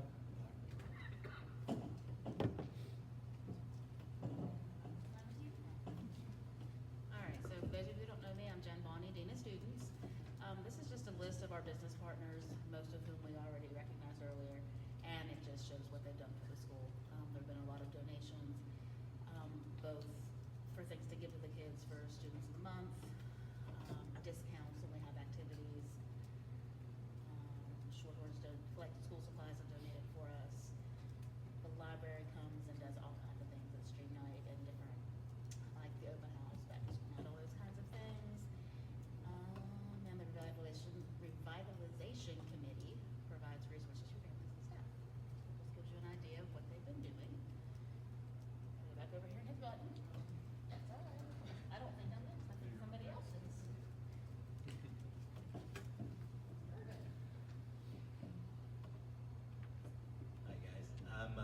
Chris Urban, middle school English. I've also got 2 kids enrolled in the school, so I'm doubly invested if that's a thing. And I'm going to talk about our plans as an OSIC group. First and foremost among our goals is to build stronger ties with our community. This is a perennial stumbling block for us, but something that we are making some strides with. We do that via communication. EagleCast helps a little bit with that, but as do phone calls home, online presence, community outreach itself. We'll be having our Fall Fest next week, which we are assembling with the intention of raising a little bit of money if we're able to. That'd be great. But first and foremost, just getting warm bodies in this building from the community. The last time we did it, it was a pretty smashing success. We're hoping to repeat history there. I think we're of a mind that the more community members we can get in this building to see the good things we're doing, the easier it will be to sustain that motion. And of course, community support. Mo talked a little bit about some of the outreach that we do in that direction, and we are here to cultivate the next generations. So we are certainly involved in supporting the community where we're able to. We're looking into some community mentorship programs, if we're able to, establishing more evening activities and events that allow for folks to come in after their general work schedule, and again, open those lines of communication, those lines of visibility, and general community connectedness, as well as our public relations in the process. I think we've been struggling, at least for the 6 years I've been in this building, with a really awful reputation in the community, the broader community of the county. I'm not sure what established that reputation. It's not something that I've seen a lot since I've been here, and things have certainly gotten a lot better since I've been here. But we still have subs who say they don't want to work in this building, right? We still have folks who leave us to go to the high school and come back and they hear talk about, oh, well, it's because you're from East type comments from their peers and maybe even their teachers. And that's something that we're always looking to erode in a positive way, because our kids are really awesome and we're really proud of them. And I think where we're able to focus on our successes and cultivate them and build them, we've got a lot of potential there. And that's my piece. Thank you.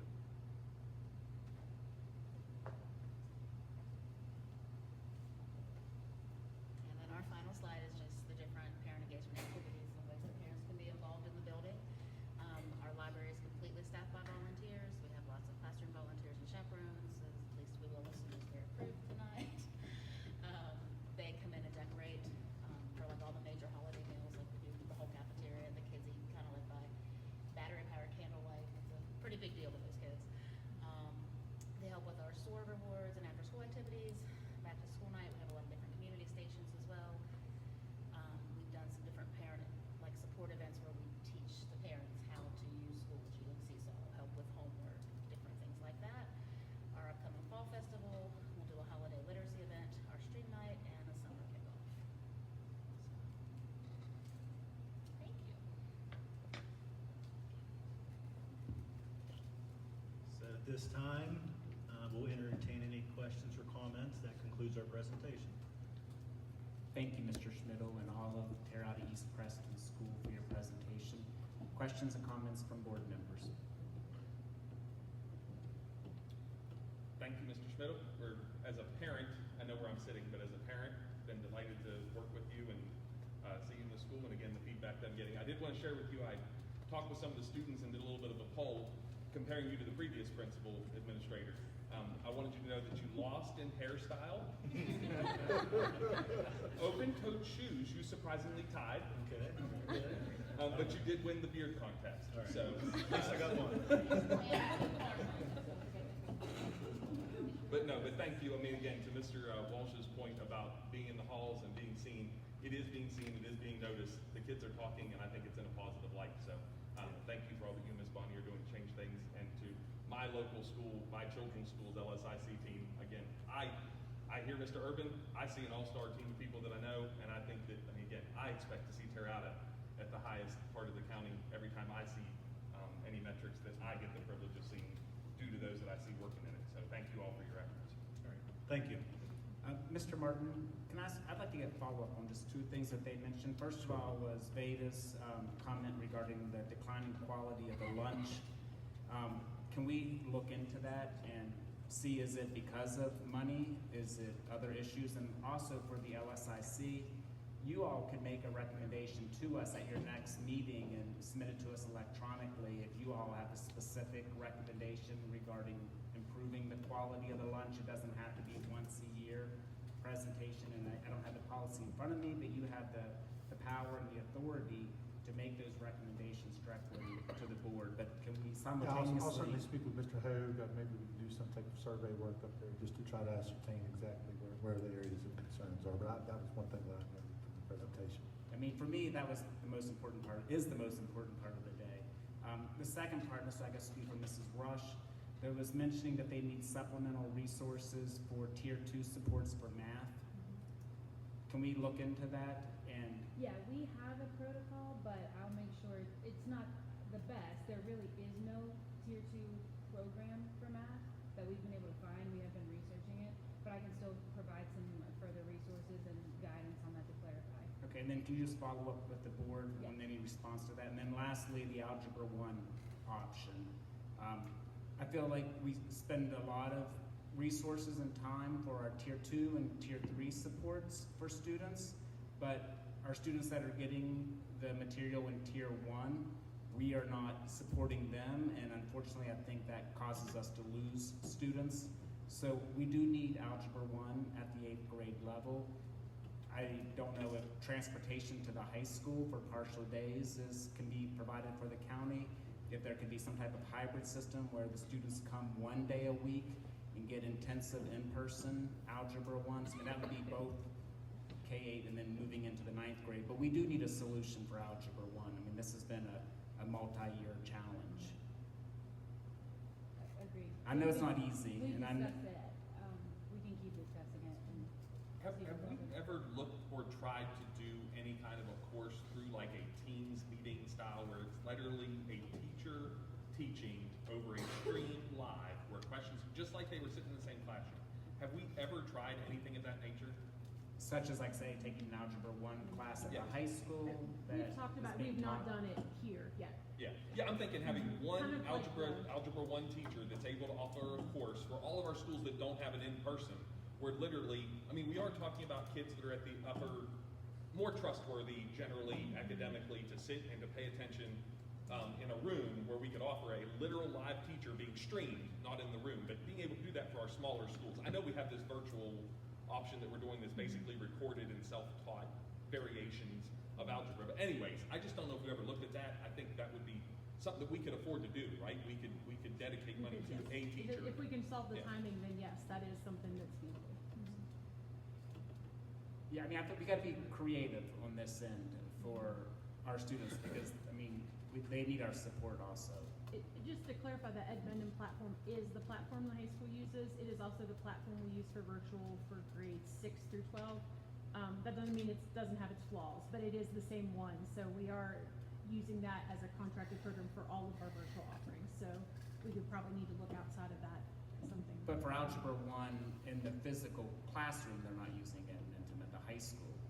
Well, no one's using it in the classroom, but all of the virtual platforms that we use. But if I'm hearing Mr. Kisner correctly, like say if we take an Algebra 1 being taught at the high school. No, I was responding to the team. Okay. Yeah. But I'm saying, but for a solution, I mean, as you know, I'm not a fan of Edmundum for teaching it as the primary tier 1 for Algebra 1. But if we have a 9th ninth grade Algebra 1 class at the high school, and if we can just put a phone up and FaceTime it, and the students are sitting here FaceTiming it, you know, getting that instruction, and then maybe once a week they get to physically go to the high school and have FaceTime. We need to have a creative solution for this.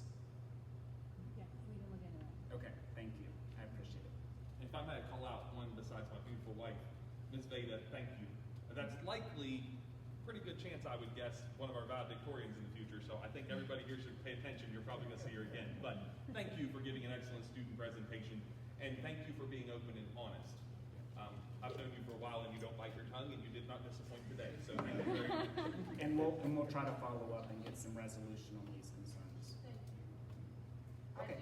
I do take Algebra 1, that is kind of how it made it on the presentation. And the program itself, it does an okay job of like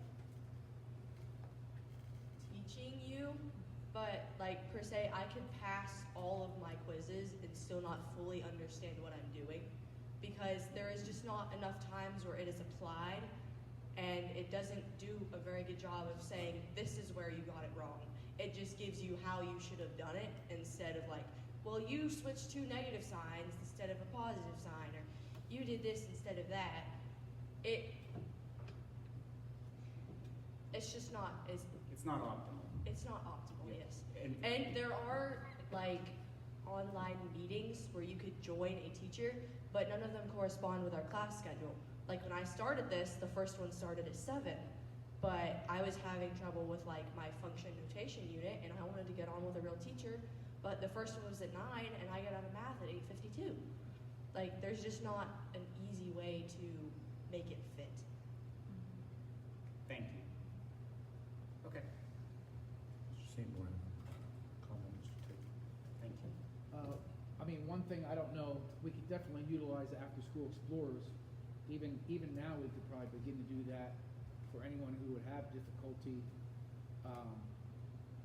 with their Algebra 1 taking it virtually. They could always be bussed up to the high school for, after-school explorers, which starts at 3:30. Knights Academy. Yeah, Knights Academy, and we have a math teacher that does it, so they could get some help there too. So I just wanted to offer that as a Thank you, Mr. suggestion. Seymour, appreciate the insight. Yeah, if it could be communicated back to the board for this, we need support in this area for our higher achieving students. They set the tone. Okay, thank you. Thank you. Just real quick. Yes. If when you're looking into this, because she said that they have a time, it just doesn't match her class schedule, then maybe we need to look at changing when that math time is so that it matches, so that they can be there. Yeah, that would be something, also when we were talking about some of these other classes, it doesn't necessarily even have to correlate to the high school schedule. There are other middle schools, but if you're looking at some type of virtual option in that manner, the schools are off, and in person, the time frame might work as well. And we'll have to certainly explore this and look at what might be the best option. Anything else regarding Terrata School? Thank you all. Okay, next, we have the approval of the agenda. This is an action item. It's recommended that the board approve the meeting agenda. May I get that motion? I'll make that motion. Okay, moved by Mr. Zigray, Second. second by Mr. Kisner. Is there any discussion or proposed changes to the agenda? Not hearing any, I call the vote for approving the agenda. Voting is open.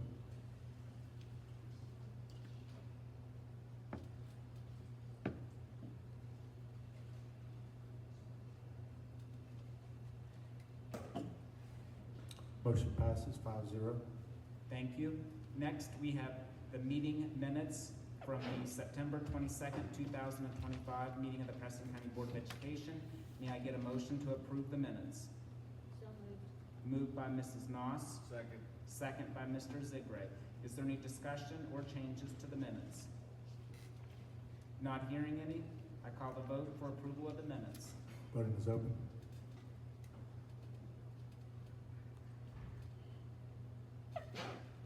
Bless you.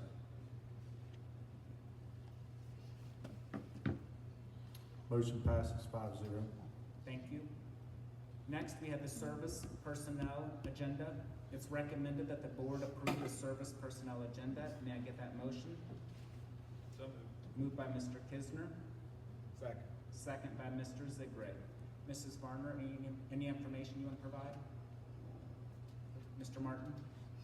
No, we were actually able to hire 2 substitute bus drivers on this agenda. It will certainly help with an issue that's later on our agenda with cancellation of bus runs. I believe that Mr. Plum and Mr. Moran still have a few others in the class that will be moving through and graduating from the coursework later this year. The only thing I did want to bring up is we're looking to add a new position back here, and this is going to assist with our more challenging students that are between Kingwood Elementary and Central Preston. But we're asking for the new position, and then if you guys approve it, we will post it starting tomorrow. And then that is for a registered behavior technician who works under a BCBA. What does that mean? That is a behavior certified behavior consultants analysis. So they actually hold a license in behavior, but we'll probably end up going to have to contract that out because we've had one posted for our county, have not been able to hire one. So we're going to contract that out through Best Life or through Amerigus, which is going to be another contracting service that we're going to have for you guys to approve on the next agenda. And then we'll post for a registered behavior technician, which will probably not be able to find someone who meets these qualifications, but the company that we're going to have on the next agenda for you guys to approve through a contract has people who meet these qualifications. If we don't find somebody through our postings, that we'll be able to help bring in. And Mrs. Varner, this position falls within the service category? Yes, this What one. is do you happen to know the rate of like A, B, C, D? They would be a F. I assumed it was a higher scale. Okay. Yes.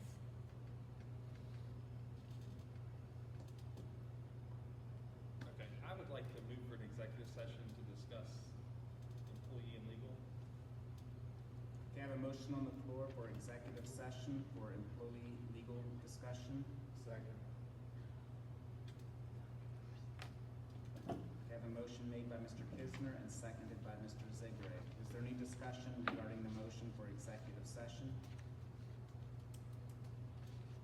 I'm assuming, Mr. Kisner, this is in regards to the unpaid suspension? Yes.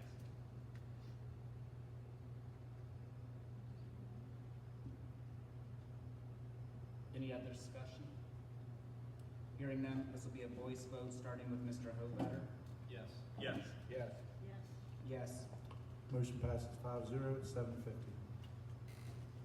Okay. May I get a motion to return to open session? So moved. Mr. Kisner made a motion to return to open session. Can I get a second? Second by Mr. Hovatter. Is there any discussion regarding the motion to return to open session? Not hearing any. This will be a voice vote, starting with Mrs. Noss. Yes. Yes. Yes. Yes. Yes. Motion passes 5-0 at 8 p.m. Okay. In executive session, Mr. Martin gave the board an update on personnel and legal matters in regards to the service personnel agenda. No action was taken. Okay, is there any additional discussion regarding the service personnel agenda? Okay, not hearing any. The motion was made and seconded.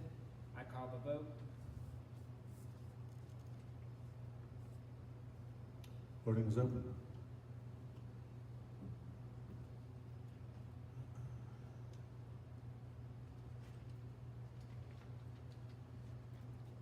Motion passes 5-0. Thank you. Next, we have the professional personnel. It's recommended that the board approve the professional personnel agenda. May I get that motion? So moved. Moved by Mr. Kisner, Second. second by Mrs. Noss. Mrs. Varner, any information you'd like to give us? so the West Preston sub-nurse that's gonna be starting will start this week. She is going to meet up with, Nurse Keats on Friday out at West, get a rundown of everything, of how the school is and everything. And then we also have on there, Mrs. Foltz. We're just waiting on her approval through the state. Everything has been submitted in. So once we have her approval, then everything on her end will be good to start out at Aurora. So that'll cover partial day. And that'll be cover partial.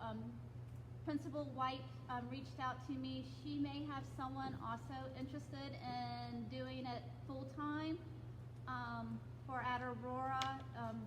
So I'm reaching out to her. She had worked in Garrett County Schools as a school nurse, so we may have another possible lead for a full-time person also. So we're still working, but I do know Mrs. Foltz, we're just waiting on her approval from the state. And Mrs. Ansnick is starting on Friday for some time out at West. So. Ms. Varner, thank you for your efforts on that front. Board members, pending approval, we'll reach out and contact the parent at Aurora, let her know that we're hopeful that Mrs. Foltz will be able to start in the near future, and that we have a prospective lead on an additional nurse. Thank you. Mr. Martin, anything else you'd like to provide? No, nothing else at this time. Any questions from board members?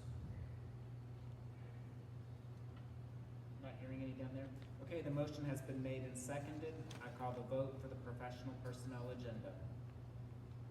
I'm sorry, Mr. Tatum, I missed that. It was motioned by Mr. Kisner and seconded by Mrs. Noss. Voting is open.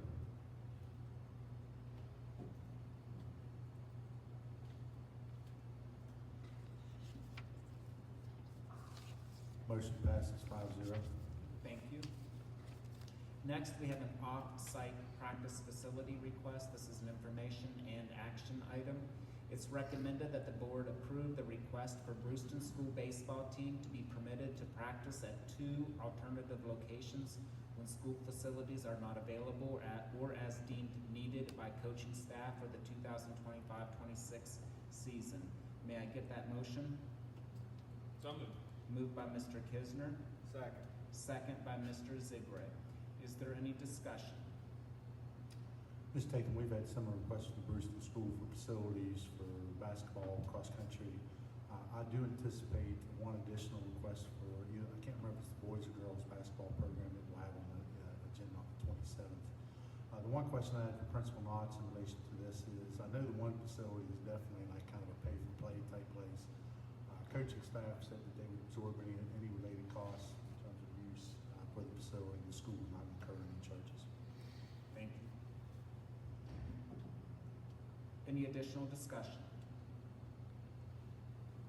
Not hearing any, the motion has been moved and seconded. I call the vote for the off-site practice facility request. Voting is open.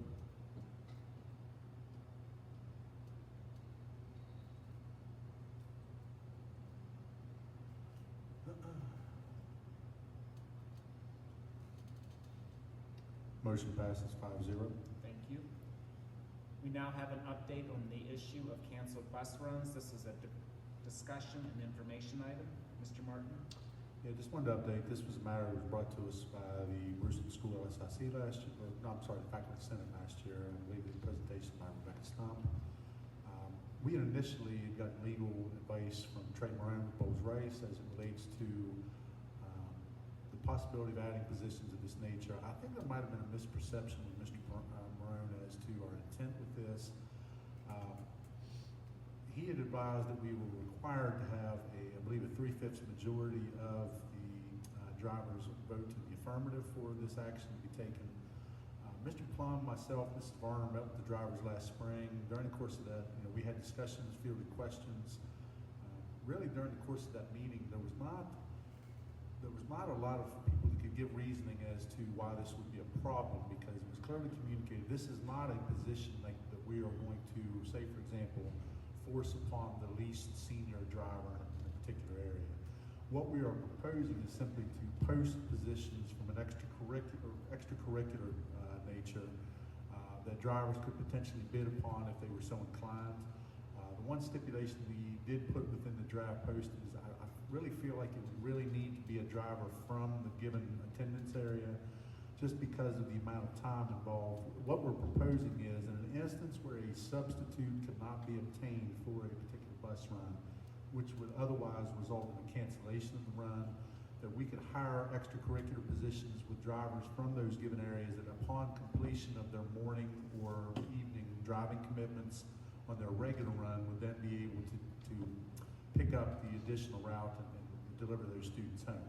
Obviously, it would delay students from getting into school or getting home, but it would give them county-sponsored transportation. Some parents would probably, under those circumstances, just bring the kids to school, but there are students that we find that miss school in instances of this nature. I provided, for the board's review, I'd also provided a letter that was issued to all the drivers last week, kind of giving them a heads up that this was a possibility and as to why. I also made the legal opinion that Mr. Marone had offered, the revised legal opinion that Mr. Marone offered, available, and advised any of the drivers to speak with Director Plum if they wanted to review that. So we just wanted to put it out there. I know since that letter went out, I have received a few calls from drivers who were wanting to ask questions about the position. So there may be some prospective interest. I don't know that we'll necessarily, I don't know. We won't know until we fill the position in terms of the level of interest. We would certainly want to try to fill as many areas as possible. One drawback to this is we may not be able to accommodate every area of the county. It's just going to be dependent upon the interest level of drivers in those areas. But what we're basically asking for, I didn't put this as an action item because this has been discussed, but it was more informational. But I did provide some sample copies of the draft version of the postings, the driver communication, and the communications from the revised legal communications from Mr. Moore for the board's review. So if we would move forward with this, you would put it on the service personnel agenda as a position, a new position? Is that how it would work, or what would be the next steps? I'd like to post it as early as tomorrow, but if the board's so inclined that they desire that, I would have to. No, I'm asking, do we have to, or is this, since it's extracurricular? Extracurricular, we would not have Generally, we don't to. have to ask for extracurriculars. Okay, so We can just extracurricular, you post. don't have to ask for us. Okay, you're just doing it. Thank you. I just wanted to, before we proceed with this, just for the board's review, and again, we put communications out to the drivers that this was potentially forthcoming as well, just so, because I know this was kind of a change in course from where we were sitting at last spring based on the revised guidance that we've received. Do any board members have any concerns about this? Yeah, I do. Just, okay. Mr. Pull the mic up. Let's say we had a situation, would we be able to contact the students or parents in that area that were affected? So we could give them like an updated, it's gonna be a half hour late, it's gonna be an hour late.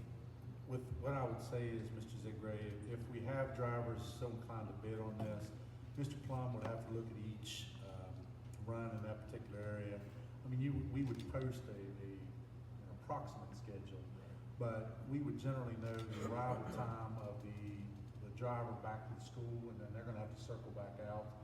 So, and we know the typical timelines are associated when the normal driver's running that. Now, I would say it would likely be slower than that because you got someone who's not accustomed to doing that particular route.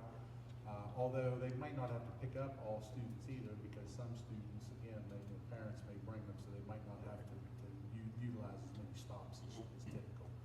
But yeah, that was the problem where we said where if we didn't have, I mean, to me, I feel like we're almost going to have an assigned person for this, because to try to change that from time to time would be very confusing. I think the communications would be difficult. I think building off of what Mr. Zigray is saying, first of all, I think that we should do this. I think we need to address this need. This was brought to us by the faculty senate of the school. For it to be successful, we are going to have a high level of communication. For example, and I know our secretaries at our schools have a lot to do, but let's say if you have bus run 104 that didn't run and we have a substitute coming out, we're almost going to go down through the roster and call those or text those families to say, hey family, we have a substitute bus driver coming out, please let us know if you're wanting the bus or wait for the bus, don't go, because they have to know to be out there for the bus. Yeah, I think what we would have to do is, like I said, in our normal morning communications, like when we're putting a message out saying we're canceling the run, I mean, we would still indicate that the normal run has been canceled. However, we will be making a second run attempt, with pickups being delayed by, whatever we think the anticipated delay is. Right, and so, I don't think you can get too detailed because those messages, I mean, you have a finite amount of time that you can record on, but I think an automated message would something be, posted as well, though. something posted, an automated message, and then, like, maybe even starting as, Brewston as a test pilot, since they brought the idea to us, it may take some human touch of actually going down that bus roster list and letting those families know that we are running a second bus out, but it's going to be delayed by 45 minutes, just so that the family, especially in the winter if it's cold, they may not be sitting out there. Yeah, for sure. I mean, I think we would still come with the normal communications. We just indicate knowing we have that second run option. We can then communicate, it is our intent to pick it up, but it's gonna be on this level of delay. What I'm afraid of is if we approve the second run, we have a second run, bus driver who agrees to do it, they get out there and then no one's out there for the bus, they're gonna come back and say, we don't wanna do this because it's a waste of time. And it's only a waste because the families didn't know to send the kids back out. I mean, but I would say this, the driver is doing this, number one, they're probably doing this out of the goodness that they wanna get kids to school, but also they would be compensated for the time even if they didn't. But do you see what I'm getting at? I mean, if it's successful, then people will do it. I mean, maybe if the bus driver honks the horn or something a little Absolutely. bit more. Okay. It's possible. I would Go ahead. say that I would caution in saying that the bus route is canceled, because a parent's gonna hear that and hang up. Yeah, I think we'll have to come forth with, That's a good point. pretty targeted communications. If possible, Mr. Martin, I think it'd be good if we're able to get some data from this in this inaugural, well, just to look at, like, normally this bus has 40 kids that ride it. When we do a delayed start, we have 5. Like, I don't know how easy that is for us to track, but even if we just start with a head count to have some kind of percentage. I think we could get a head count for sure. I mean, again, and this was one thing that was communicated to the driver. I mean, although I understand like the Brewston area that there was, they had documented a fair number of cancellations for sure. But I think we can certainly get a head count just to get a feel for how effective this is in terms of actually getting kids to school. Yeah. Are you saying we're gonna put a limit on what it's gonna take to run this bus? Well, I just am curious at the data, like, because again, I suspect many parents will go ahead and deliver their kid to school because they've got to go to work or they've, other things. So I'm just curious as to the numbers, and I think that will help making future decisions and implementation. So I just think, but if we don't collect the data, we can't analyze it. We can't determine if it's useful. I agree. And then the only other thing, Mr. Martin, you said you'd received phone calls from bus drivers. Have you received any that are averse, are upset that we're doing this after they felt like they voted? Not yet. I think the one has questions about the position. Again, I tried to make it, if you read the tone of that, I tried to indicate to the drivers kind of, it's not we were disregarding their vote, but I really think that honestly, in my initial communication with Mr. Maroon, there was maybe a misinterpretation of our intent here. Because that's what I followed up the question and said, well, sir, are you telling me that we can't post an extracurricular position without approval of a particular service classification? Because that hasn't been I worked in service personnel for a long time, and from my work as an assistant superintendent, and I'd never known of such a requirement. That's why I wanted to follow up, just to be sure that he fully understood kind of what we were trying to accomplish here. Okay, I've tried to reach out to bus drivers because I just was highly surprised at that vote, and nobody has given me any valid, what I would consider like a legitimate why they voted no. And I just was curious if we got some of that feedback. Yeah, I would say this. I think in our communications, the proposal is for basically the same hourly wage. I think in some instances the driver wanted the verbatim. I think the salary that would have been associated with the substitute run.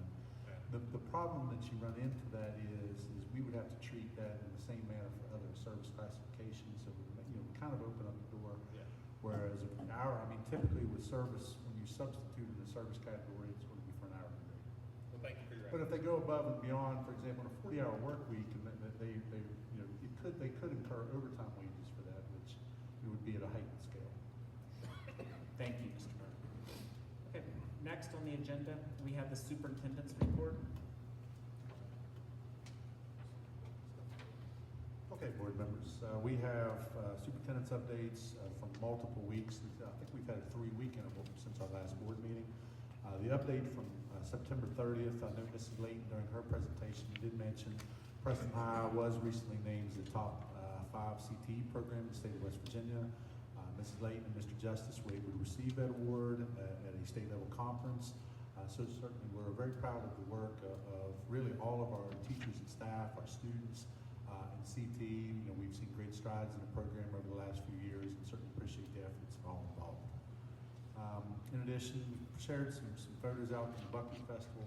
We had great representation from our schools in terms of those from the central office and local schools who were representing as Teacher of the Year candidates, Service Personnel of the Year candidates, Coach of the Year candidates, students participating in the festival royalty, band participating students, students participating in agriculture, athletics, just a lot of representation of our students and staff during the festival, and I thought our students and our staff really did a great job of representing the school board well. In addition, you know, we did note within that following the Buckley Festival, this is kind of always an annual event. It is an unfortunate annual event, but we really tried to strongly encourage, really starting in early August, the importance of filling the basic student information form out for parents. Inevitably, we get to the end of September and we still have a decent number that have not completed that process. Part of that process includes our acceptable use policy, which we cannot continue to have students. We've written our policy in such that it gives us leeway to the end of September, but beyond that, we can't continue to allow students to utilize their tech devices in the absence of that document. So we did cut off the access, and we find that again, that that paperwork comes, or not really paperwork, but you know, that comes in really quickly at that point. We really have very few, if any, at this point out, as from my understanding, talking to Mr. Sines. Other resources shared, just some AI resource guides that was referenced by Mrs. Lee at a board presentation about a month ago, along with mental health and wellness resources for educators and school personnel that are recommended by the Department of Ed. The October 6th superintendent's update, one thing I did want to call to attention to our employees, and if many didn't see this, State Board of Education President Paul Hardesty, in terms of his address, related to some of the challenges faced by West Virginia public schools. I didn't know, and I provided a YouTube link to his remarks, but really I think Mr. Hardesty hit the nail on the head of a lot of the challenges that are currently being faced by public schools in West Virginia. Also, you know, the level of regulation that public schools are seeing comparative to the level of scrutiny that's seen in homeschool or you know, Hope Scholarship options. There's just a big difference, and you know, what he was really calling for was just more so trying to level the playing field as it relates to how those entities are being assessed. And I appreciate you know, State Board President Hardesty's remarks, and I thought it was important that our staff members had an opportunity to hear that as well. Of course, we are celebrating our principals. October is National Principals Month, and we had World Teachers Day early in October as well. Similar resources were provided from previous week. And then looking at today's superintendent's update, I did want to call to attention, you know, just looking quickly at our weekly schedule. Of course, tonight's board meeting, we do have a 2-hour early dismissal on Friday, which will be devoted to Ms. Rush. Primarily, we're looking to give some teachers time for grade preparations because we are approaching the end of the first grading term.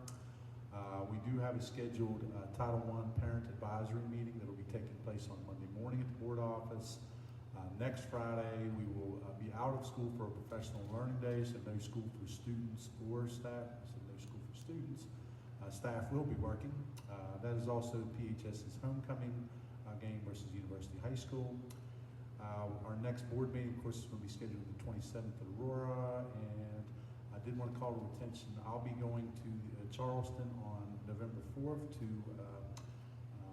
propose to the School Building Authority our potential project at South Preston that's been referenced earlier. I did want to commend Preston High School student athlete Robbie Lowe. Of course, Robbie is a 12th grade student athlete who qualified, was a conference runner-up in the Big Ten Conference Golf Tournament, and he also qualified for the state golf meet later this week.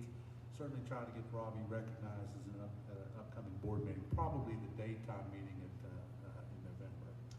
I did want to commend Athletic Director Jamie Bishop for her efforts. Was really well received by the officiating community. We always want to ingratiate ourselves with athletic officials. It's the best way to get good results. But honestly, Mrs. Bishop went above and beyond in terms of trying to recognize, because really officiating right now, and if you talk to the people at the Secondary Schools Athletic Commission, it's a major problem in West Virginia. We are really seeing a shortage of people, willing to work as a game official in a variety of sports. So anything we can do to certainly provide encouragement, because it is a thankless job. If you guys go to ball games and some of the abuse that is heaped on officials, these ladies and gentlemen are out there doing a job for our kids, and we really need to respect that. I mean, we might not always agree with some of the calls made, but I don't think any of them would do that are trying to cheat anybody or do anybody harm. So I appreciate Mrs. Bishop's efforts. She recognized officials. You can see at the football game, at cross-country meet, at volleyball games, soccer games, so really across a lot of fronts. So we appreciate Mrs. Bishop's efforts and the kids.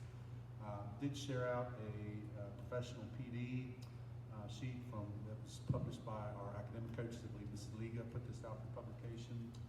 In addition, the Preston County newsletter for our student support organizations, Mrs. Ovchak got reports out from each of our schools. I thought that was a nice document that was shared on their social media as well. And I did share also the When I Grow Up essay competition, which we've had great participation numbers from our schools as well. Okay, now to jump into my specific report, I did want to advise that again, we've proposed a project with the School Building Authority. Total project cost would be approximately $1,048,165. We are seeking, of that total though, $838,532 from the School Building Authority. Again, I'll be presented to the SBA on November 4th. Work continues on the secure entryway and exterior door replacement project at Kingwood Elementary. I was at the school today. They've really come a long way up front. Right now they are indicating that they think the office area may be done like late November, early December. So that's much accelerated compared to where I thought that was going to be. They're actually doing the tile work Wednesday at the school up front. So that's really, I think that project's progressing really nicely. Exterior and interior duct cleaning is scheduled at the Preston High School gym. It's scheduled to be completed by New Way Cleaning and Restoration on Thursday, October 23rd. We're actually going to get that done in advance of the homecoming proceedings. That'll give us the 24th to do any potential cleanup in the gym before they're not doing setup for homecoming until Saturday. We also have vendor RM Huffman is scheduled to complete repair work to the Preston High School auxiliary gym floor. That'll be followed by sanding, sealing, and relining the floor. I don't know that floor has been redone since, that's original to the school. So there's some definite damage to the floor in there, and really that is long overdue for that work. So we're excited to get that accomplished. I know that the cheer program, the basketball programs, the volleyball, baseball, softball all utilize that gym. Plus it's utilized during the day. So to get that facility upgraded is a big addition to PHS. I think Mrs. Rush alluded to this earlier. We were at Terre Haute East Preston for last month's September principals meeting. Mrs. Rush, along with Vanessa Hayes, helped to coordinate a training with our principals as it relates to standards-based walkthrough process. I enjoyed that day. I actually was to go out. I think Mrs. Rush and I were in a group along with, maybe it was Mr. Knotts, but we were able to split up into small groups, and really we were able to observe a kindergarten classroom, a middle school English classroom, and I believe a third grade classroom, and then the other groups were able to see various and that's been replicated at Brewston School with those assistant principals and deans of students and principals who were not able to be at that training at Brewston last week. And Preston High School, I think their assistants took part in that training, I think late last week.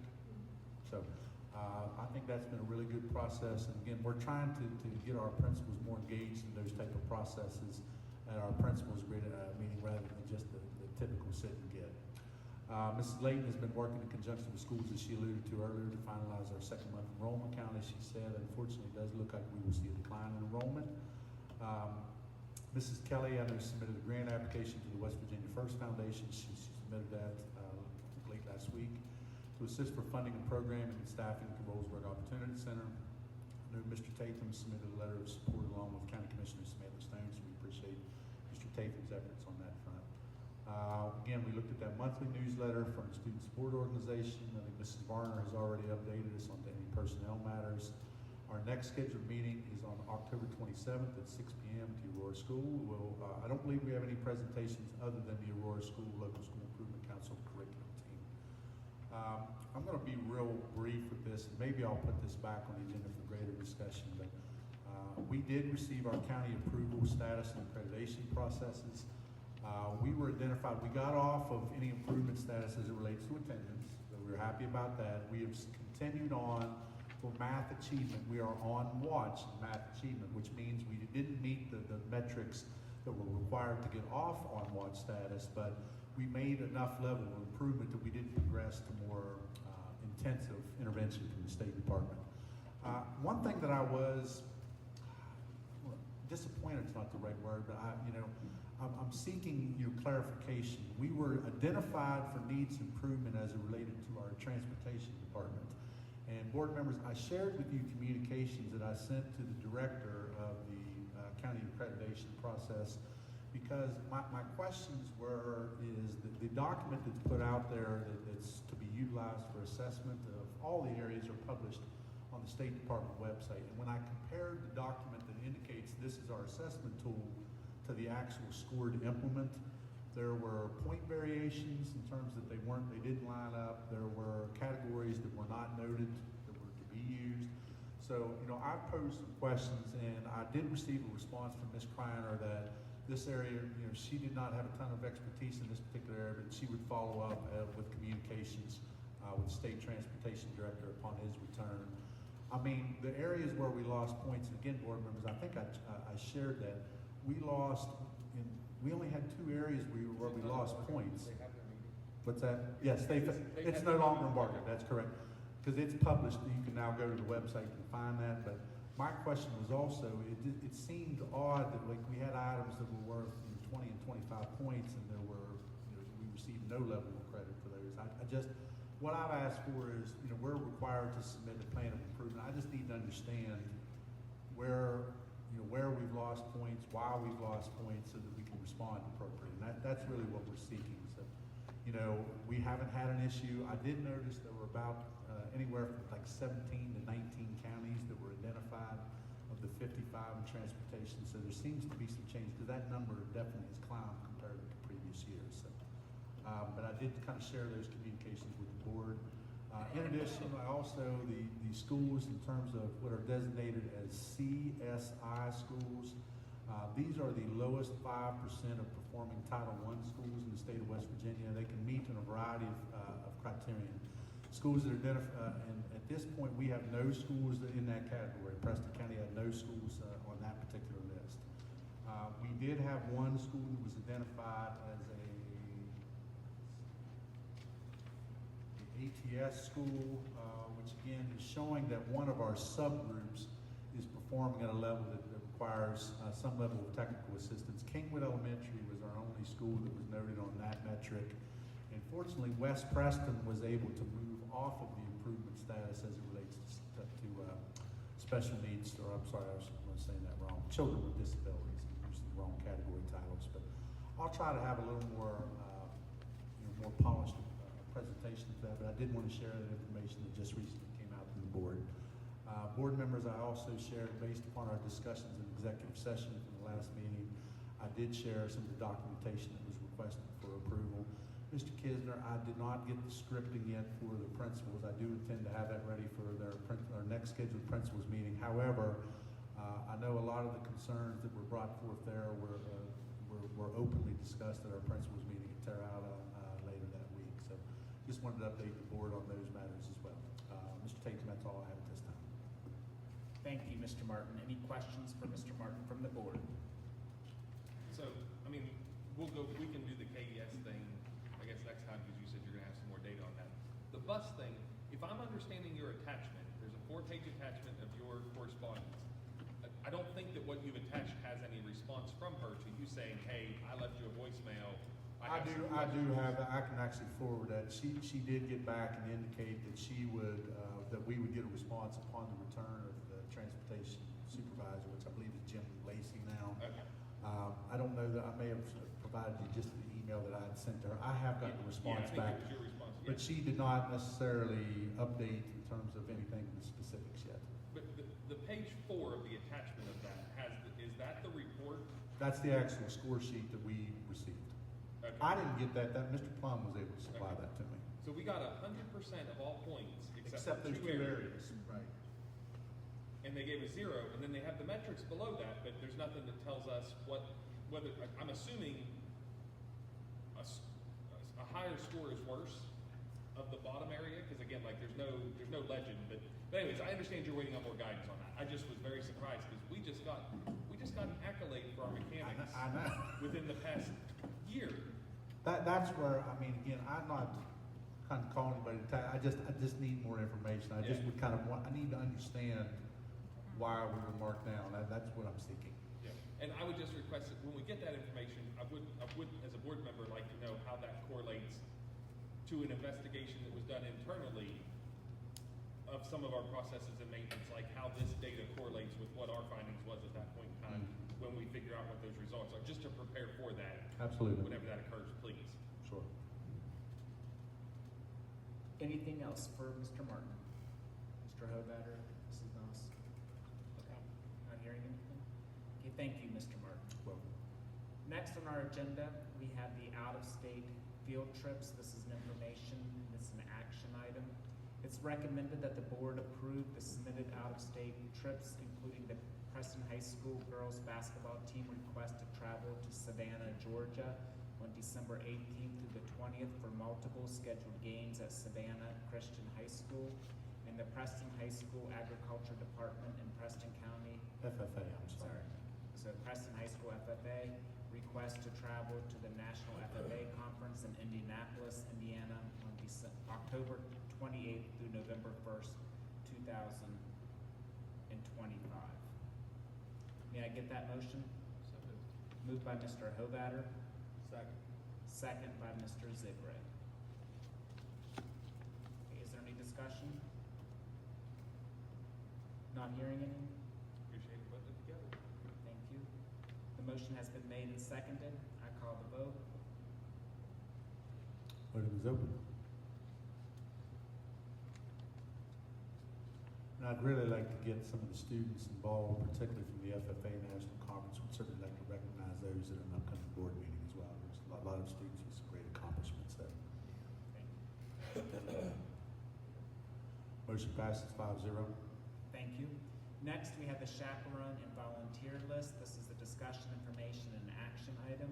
It's recommended that the board approve the chaperone and/or volunteer list for Central, Preston Middle School, Preston High School, Brewston School, Terrell East Preston School, and Aurora School. May I get that motion? Moved by Mr. Hovatter, second by Mrs. Noss. Is there any discussion? So on the Brewston packets, there are lines that are whited out. What is that? Mr. Kisner, the original submitted list, I was actually reviewing those. Took longer than I wished on Friday. What we were finding is there were some instances where the packet submitted, maybe they didn't have the training verification. Like there was, I can tell you there was one, I couldn't find the training verification either in the vector system nor was on the school-related sign-in sheet. There were a couple that didn't have the background check form with it that I removed. There were a few that came back with background issues. I mean, my thought process at this time is if it doesn't come across in the disclosure process, but then when they actually do the check, there is something, I'm not recommending those at that point. Now, I will send communications to those individuals indicating my intent to not recommend them for, and they may be so inclined to maybe do a background check to verify. I mean, if I know what I'm dealing with, but my concern is it wasn't disclosed, but something turned up. In that instance, I'm not putting them on until we can get greater clarity. That was the whole point. Yep. Okay, so essentially, if the principal approved them and sent them on, they came on the list. If your review found something lacking or missing or whatever, you whited them out and removed them. Yes. Okay. I think the better, and I think the more I mean, honestly, there's a lot to this, and I know the schools, when they're trying to put together these packets, there's a lot to it for sure. I think generally if Andy's looking at it, I'm looking at it, Autumn and Kristen are looking at it, the schools are looking at it. If there's something off, we're catching it. I mean, it took a while. And I'm not, like Brewston, they had probably the largest number of allocated there for sure. But, yeah, and actually, I met with Mr. Knott today on an unrelated matter, and we talked through the issues. There's one that I think we can come forth with. The one, he was certain that the parent had attended the training, but she did not sign the training document. I said, well, then give me something indicating, from your perspective, they did definitely attend said training, and I'll gladly approve it at that point, or submit it to you all for approval. So once the board approves, is there an official list that goes back out to the school that says this is the approved list? Yeah, this is what I'm shooting for. Right now, I had all these compiled in a folder from Mrs. Sheets out of our office. She's working on compiling a tab, Excel sheet, where we can then share out and say, these are approvals, this is the board meeting they were approved on, this is when they got their background check. Because the policy indicates they only have to do the background check every 3 years, so we need to be able to cross-reference that list from year to year to see if now, the training requirements are annual, so that's when the only one that's gonna be tricky with training requirements, and I don't know how to get around this, the body, there's one of them, what is it? Well, Megan's Law is every Megan's year. Law is only required every 3 years, but I don't know how we're gonna, that's gonna be hard to differentiate that particular training. I'm almost saying we should just offer it every year, because I don't know how to get around that easily. Yeah, okay. And any other discussion? Not hearing any, the motion has been made and seconded. I call the vote for approval of the chaperone and volunteer list. Vote is open.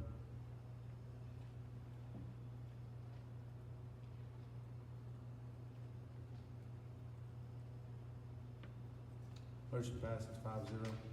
Thank you. All right, there's no submitted professional meetings. For ongoing literacy discussion, we already had an update from Mrs. Rush. Hearing no additional discussion on that. Next, we have the clinical affiliation agreement between Preston County Schools and Cranberry Medical Clinic. This is a discussion, information, and action item. It's recommended that the board approve the clinical affiliation agreement between Preston County Schools and Cranberry Medical Clinic for the 2025-26 academic year. May I get that motion? So moved. Moved by Mr. Kisner, Second. second by Mrs. Noss. Is there any discussion or additional information? Not hearing any? The motion has been made and seconded. I call the vote for the clinical affiliation agreement. Voting is open.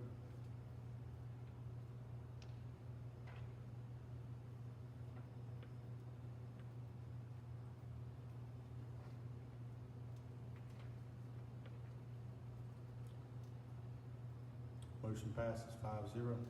Thank you. Now we have an MOU between Preston County Schools and WVU at Parkersburg. This is a discussion, information, and action item. It's recommended that the board approve the MOU between Preston County Schools and WVU at Parkersburg to provide field experiences for West Virginia University of Parkersburg students in the non-licensing child development program. May I get that motion? So moved. Moved by Mr. Kisner. Second. Second by Mr. Zigre. Is there any additional information and or discussion? Not hearing any? The motion has been made and seconded. I call the vote. Voting is open.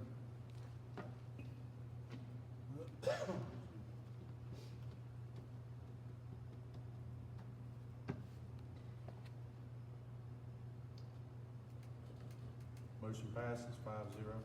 Thank you. Next, we have iReady plans. This is discussion and an action item. It's recommended that the board approve the submitted school iReady plans for Kingwood Elementary and Central Preston Middle School for the 2025-26 school year. May I get that motion? So moved. Moved by Mrs. Noss. Second. Second by Mr. Zigre.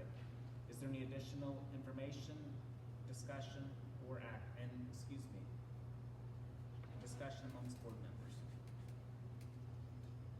What initiated this? We had not, I think Mrs. Rush, you were starting to kind of receive some questions procedurally on things in terms of how schools were handling matters as relates to iReady. I mean, I don't want to speak to you for you, but. So, I think it was 2 years ago, every school was required to submit one and you all approved them. Since then, there have been some minor changes. And I want to make sure that, I send parents and teachers to these plans often, so I want to make sure they're accurate to what schools are doing. So I asked all the curriculum teams to review sure if they have made changes to their actual practices, that they are reflected in the plan, and we get them reapproved since we did it in the past. Probably 2 years ago, I'm the one that asked for the iReady plans because it's required under your school curriculum teams for your diagnostics and assessments. And Well, I specifically. knew we had to approve what they were, but like the actual plan for how they're used, like literally step by step. It doesn't matter. I just was curious, like It what did doesn't, you? it doesn't specify step by step. I appreciate that. It's just what are you using, and they're using iReady. Yeah. The benefit of these plans, and I have referred, they have been helpful to me because every school does implementation a little bit differently as far as how they hold students accountable for completing lessons, how many lessons they expect in a week. Everybody does it a little differently.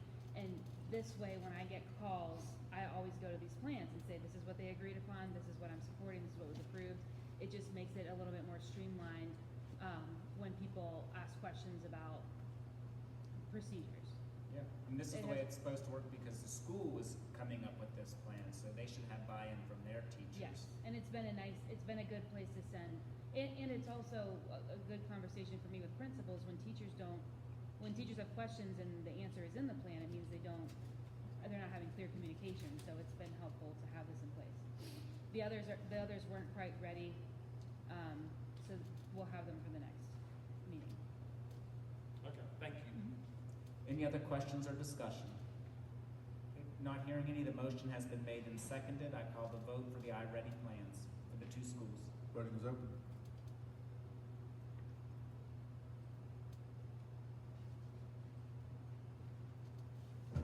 Motion passes 5-0. Thank you. Okay, next we have the contract review as per policy 8200. This is an information, discussion, and action item. It's recommended that the board approve the purchase order number 2600685 for Best Life Services for contracted services for needed behavioral intervention services for the 2025-26 academic year, and revised blanket purchase order number 2600011 for Kingwood Waterworks for the water and trash services for the 2025-26 academic year. May I get that motion? Moved by Mr. Hovatter. Second. Second by Mr. Kisner.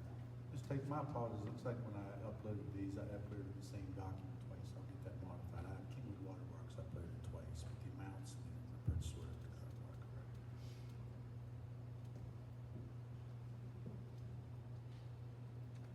Is there any other discussion?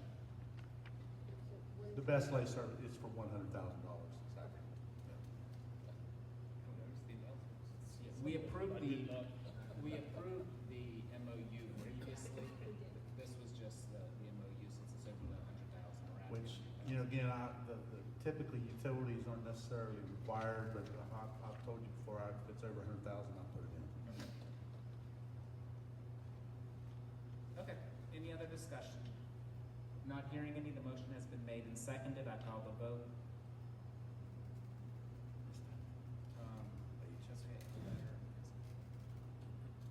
Just check. Voting is open.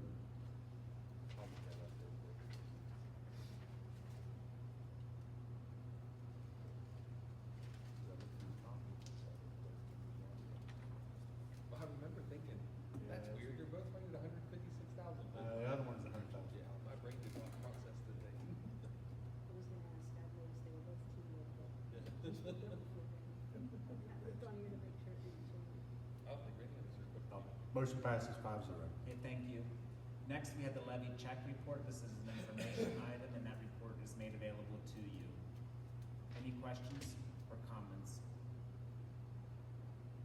Not hearing any. Next, we have the schedule of checks and payment of bills. This is an action item. It's recommended that the board approve the schedule of checks to be written.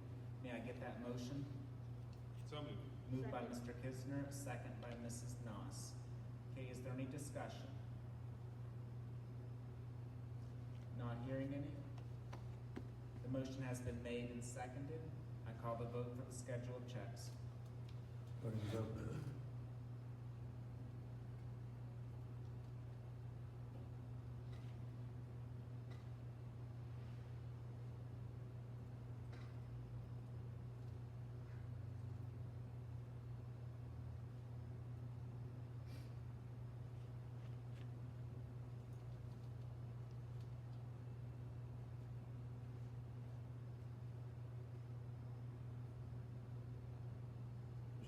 yours is not coming in.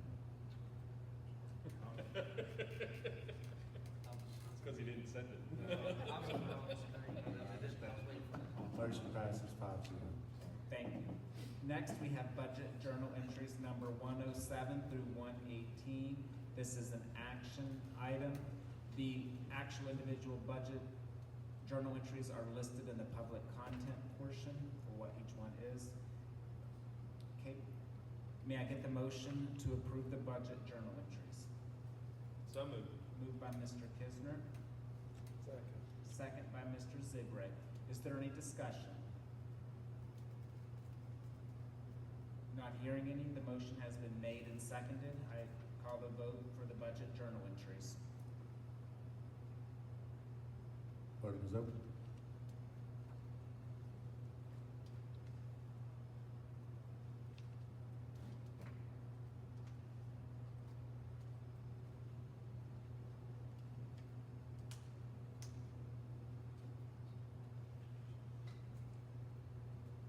Motion passes 5-0. Thank you.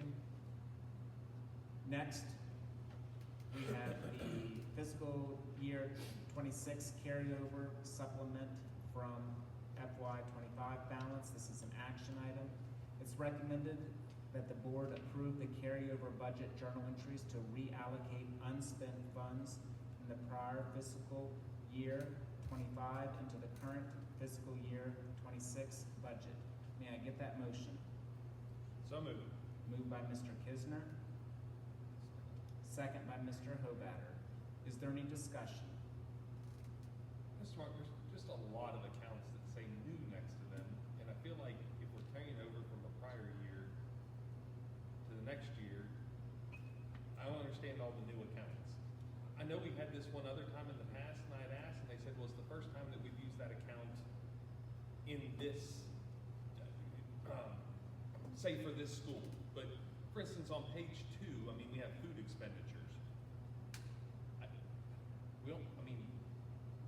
Maybe it's the first year that The Rock has a food expenditure. I don't know what that code is there, but anyways, I have no problem approving these, but I would like something that just gives me an information on why the new accounts.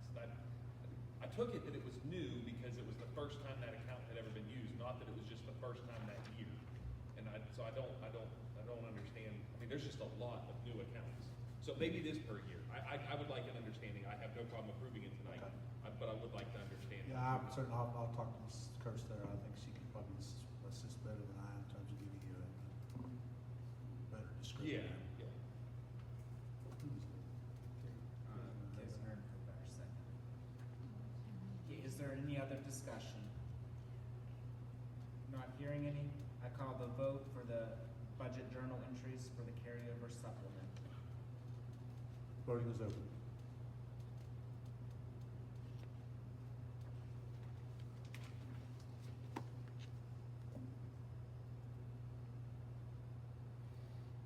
Motion passes 5-0.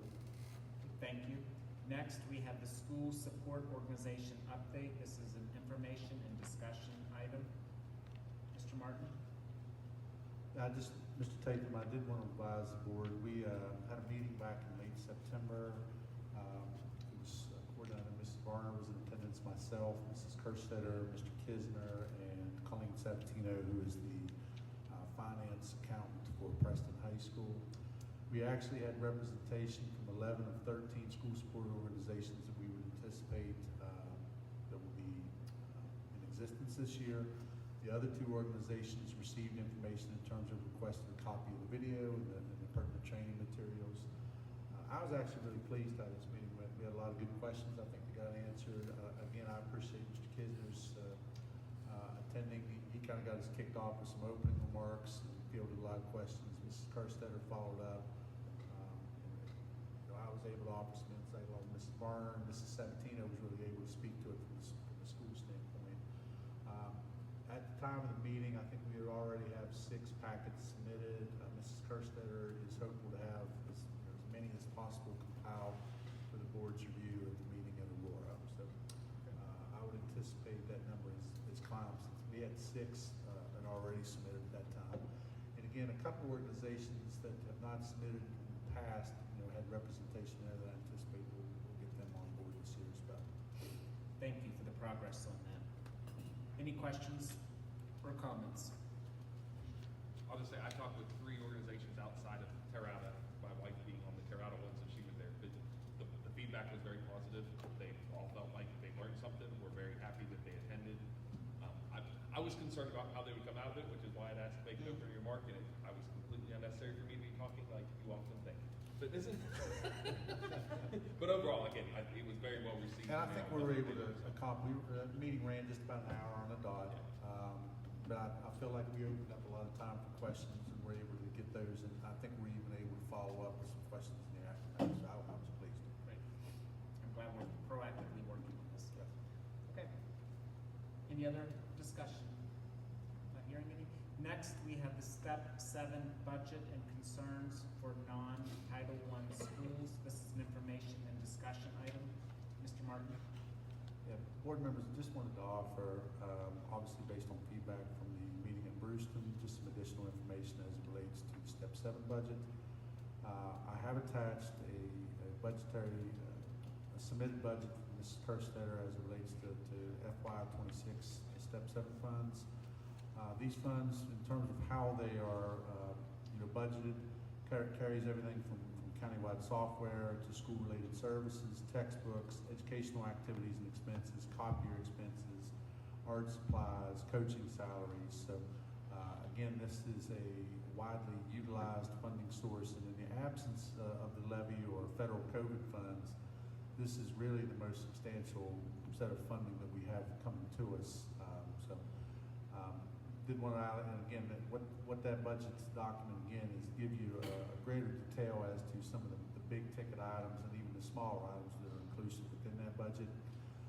One thing that was brought up during the course of the meeting is a school like Brewston or Preston High School that is a non-title building.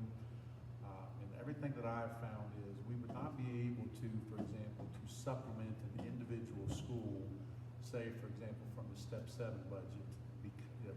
If we let's say, for example, if we allocated $10,000 to Brewston School from Step 7, we would have to offer a equitable per student basis funding to the other schools.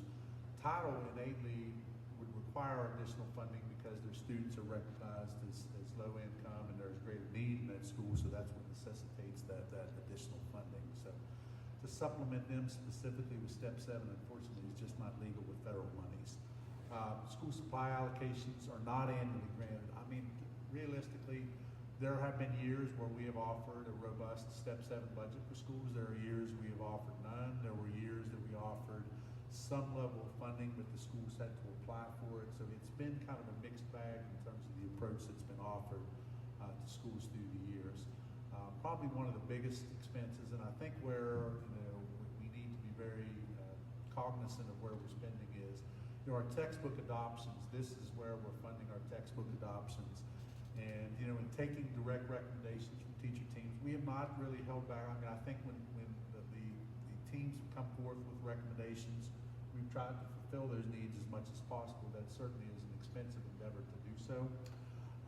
And we have to consider is we're not able to do those adoptions. And Mrs. Rush, you could probably speak to this.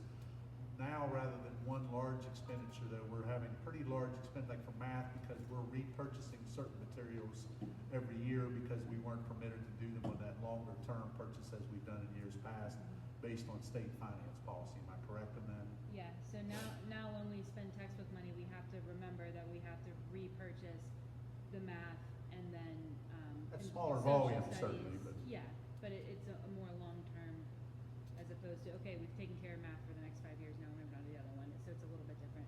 And we've purchased what they've chosen, we haven't cut back at all. The only thing that I told social studies is if they don't use the journals, we won't continue to buy them. That goes with the textbook, but we bought everything round one, and we said if you get good use out of them, we'll keep it, but they're gonna be honest with me, they don't want them sitting around if they're not gonna use them, so that's the only thing that might change as we continue. But we are continually trying to assess textbook usage. The principals have been required to fill the attestation documents. I always have a hard time saying that word. To to monitor that we are certainly continuing to utilize the prescribed resources that are for each of the, in each of our buildings. One thing that Mrs. Kerstetter asked me to add was that Step 7 is currently paying the copier lease on all district schools, which has been previously the school responsibilities. And then actual copy totals are being either paid, if the school has any remaining funds in their levy accounts for copies, it's being paid there, or it's the school's responsibility. Paying for leases from Step 7 funds has helped to create consistency and restrict from schools from entering into unapproved copier lease agreements. But the one thing I would say too, specific to the Brewston School is also looking at, do they have any funds that that weren't discussed during the course of the meeting? I know that they do receive a few $1,000s annually from the old Hemlock Foundation, which and I spoke to Principal Knotts today, and the school was given a fair amount of discretion in terms of what they utilize that funding for. And in talking with Mrs. Kerstetter, there have been budget carryovers from that account, so that would be at least one suggested recourse for the school is using. Now, again, I don't know that, Mr. Graffius and that organization have been extremely charitable to the Brewston School, and we greatly appreciate that. But that would be one potential funding source to provide some level of supply money. And again, I know that's not necessarily equitable to what might be seen with the Step 7 application. But I think we are going to have to be much more conservative in terms of how we utilize Step 7 funds, simply because that's kind of our fallback in the absence of a levy or federal stimulus monies. Thank you. Is there any additional discussion? So, like, I hear what's being said is a Step 7. I mean, they were saying, hey, it got used for this at one point in time, then the levy took this over, and now where's it going? It makes sense what you're saying. We can't give them money without allocating the same amount to those schools. So that makes sense. I think the question, though, was, I think so copy leases we're covering with Step 7, but we're doing it across the county equally. Right. Where does copy paper get paid for? So I think that was one of them they brought up. So I mean, like, at the end of the day, there's still their question is, how is this going to get paid for? And obviously, copy paper, as at least two of us are definitely proponents of more physical or more handwriting, less computer. Like, that still seems like a necessary curriculum expense. That the question is, if they can't get Step 7 for it, where are they supposed to get that from? Other than, I know that they allocated some of it from their faculty senate money. They asked them to do that, right? And so, but anyways, like, do they have another source? And I just remember that one as one of the examples. I feel like that's what generally, Mr. Kisner, I mean, I just recall from, again, when I was working in Fellows,ville, we were, some years we had levy, some years we did, but faculty senate is probably typically that you take a certain, but again, though, you have to get a full consensus of the faculty senate there to utilize those funds in that capacity, and that may not be the case at Brewston or other schools for sure. But I can certainly talk to Mrs. Kerstetter as it relates to, in particular, copy paper.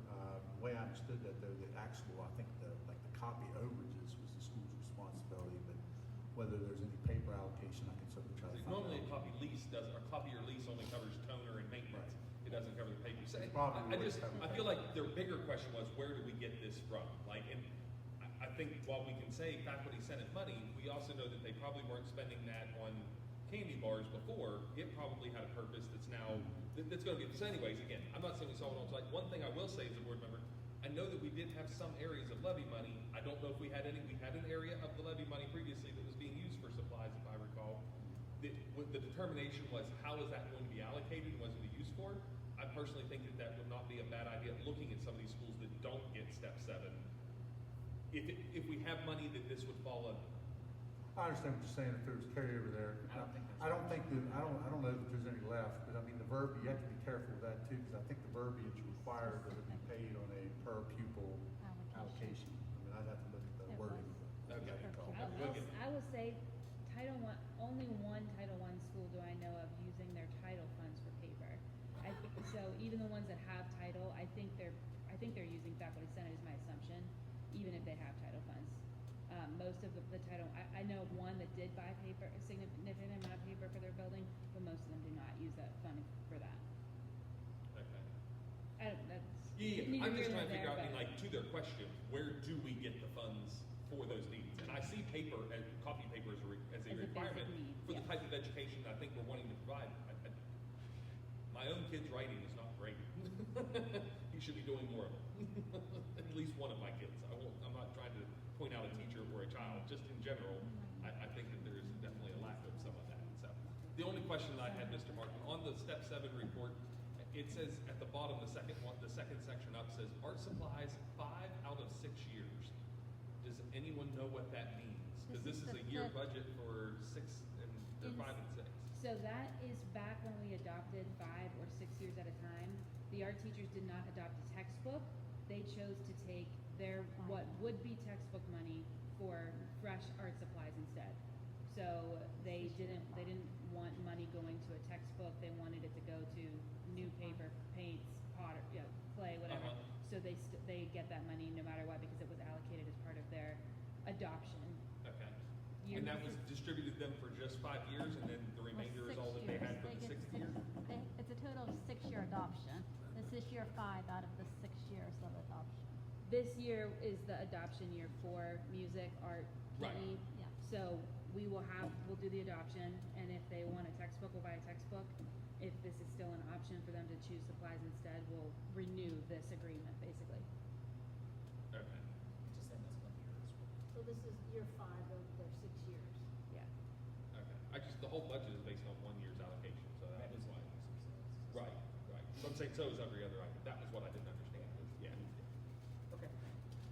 Thank you for that discussion. Okay, next we have the maintenance work order system update. This is an information item. Yeah, I just wanted to update Mrs. Moss. I spoke to Mr. Sines. He's going to try to get where I can provide a report that is inclusive of the progress notes. Because I told him I'd either want a report or I want to give you or any other interested board members, where you can kind of access the program, what I would call the back end of the program. So I hope to have some progress. I'll be honest with you, I did not get substantial updates done on this round. So. Is there any questions regarding the maintenance work order system? Not hearing any? Okay, next we have a status update on the Fellowsville School property. This is an information and discussion item. The board members, I did want to update, again, when the school closure process with Fellowsville, it was articulated within our CBFP and the closure plan that the intent was to ultimately try to liquidate the property. We don't want the holding costs on the property for any significant period of time. Unfortunately, what we are seeing is with the submitted deed work is there appears to be what they call a reverter clause in the deed work that references about a 2.47 acre plot at the property. And what we are seeing is that a section of the building, which is some of the newer construction along with the very back end of the old building, are inclusive within that 2.47 acres. And it's not that will absolutely restrict us from being able to sell the property, but logistically it is going to take longer. We're having to work through prospective heirs because with the reverter clause, it would revert back to the original landowner, which this was back early 1900s. I mean, that's kind of cool to go through some of the old paperwork, but it's, in this instance, it was I believe a coal company, but several heirs. I remember one of the heir names was the last name Mellon, but it's not like there's going to be one singular individual. So, I mean, from our discussions with our council, this is going to take a little longer to work through the process. The heirs may have no overall interest in the property. They may sign it over to us. They may want a small nominal. I mean, I don't know. But we do have our council actively working on that process. But I am concerned that is going to make it difficult for us to be able to get the property liquidated prior to winter, which was my ultimate goal. We would be able to keep limited heat in there so we don't get freeze-ups and so forth. We've already been doing work, like, for example, we had to remove a lot of cabinetry from an art room at Preston High School, but we were able to remove cabinetry from the Fellowsville facility, really nice looking cabinetry that was part of the new construction out there, and repurpose it in one of our buildings. We've had schools, and really, there are still materials there that we will probably have our schools do one last walkthrough to ensure that is there anything else that would be of use to them. If anything else at the property, then we would work for potential liquidation within whatever timeline we can get established at the sale of the property. We have advertised. What we do want to do is get all the other logistical things out of the way so that once this deed issue resolved, that we can move forward. We did advertise for auctioneering services. We had one submitted bid from WOW's auction service. I provided for the board's review all of the submitted paperwork from Mr. WOW's. He had proposed, for example, that we may be able to do something, when we get to a point that we can potentially try to liquidate the property, that we can do a mixed, like an in-person and online bid process. We, hopefully would elicit strong bids for the facility. But I've included the auctioneer packet, the advertising, and communications from our council as it pertains to the deed work. We're having to kind of put on hold any potential surveying of the property until we can get the deed matters worked through. Mr. Murray is working in consult with Thrasher Engineering as it relates to any needed survey work for the property. But that's kind of an update. Our original intent was we were hopeful to be able to have a sale in November. I do think that may have to be delayed based upon the deed considerations, but I will continue to keep this as an update item and keep the board in tune with where we're at with this. Thank you for that work, Mr. Martin. Is there any discussion? Not hearing any. Our next item is to adjourn. Are there any topics that need to be added for the agenda for our next meeting? What do we plan to do for bids for the snow? Because last year we were kind of late on that. I think we need to do that rather quickly. I'll speak with Mr. Murray. The other thing is, board members, and I meant to mention this earlier, I will get advertising out for the application process for our student board process. We generally have had student board members, they usually have come to the Aurora meeting. I'm hopeful that we could have that process where we could get them at the Aurora meeting. If not, it would be that I would have them at our meeting, after the Aurora meeting, the November meeting is a daytime at the board office, which that might be a good starter for them too, because I really don't like those kids driving to Aurora late this time of year. But I'll work to get the application process up, and I just need to work with Mr. Seymour as a timeline on when they can get the applications assessed. Okay, so for the next meeting, update on snow removal bids.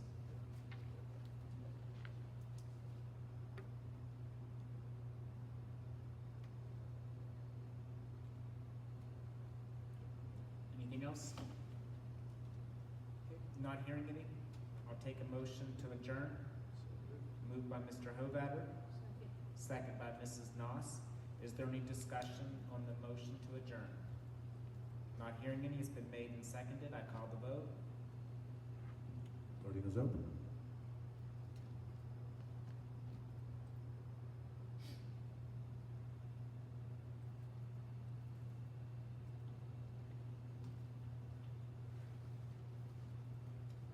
Motion passes 5-0 at 9:09.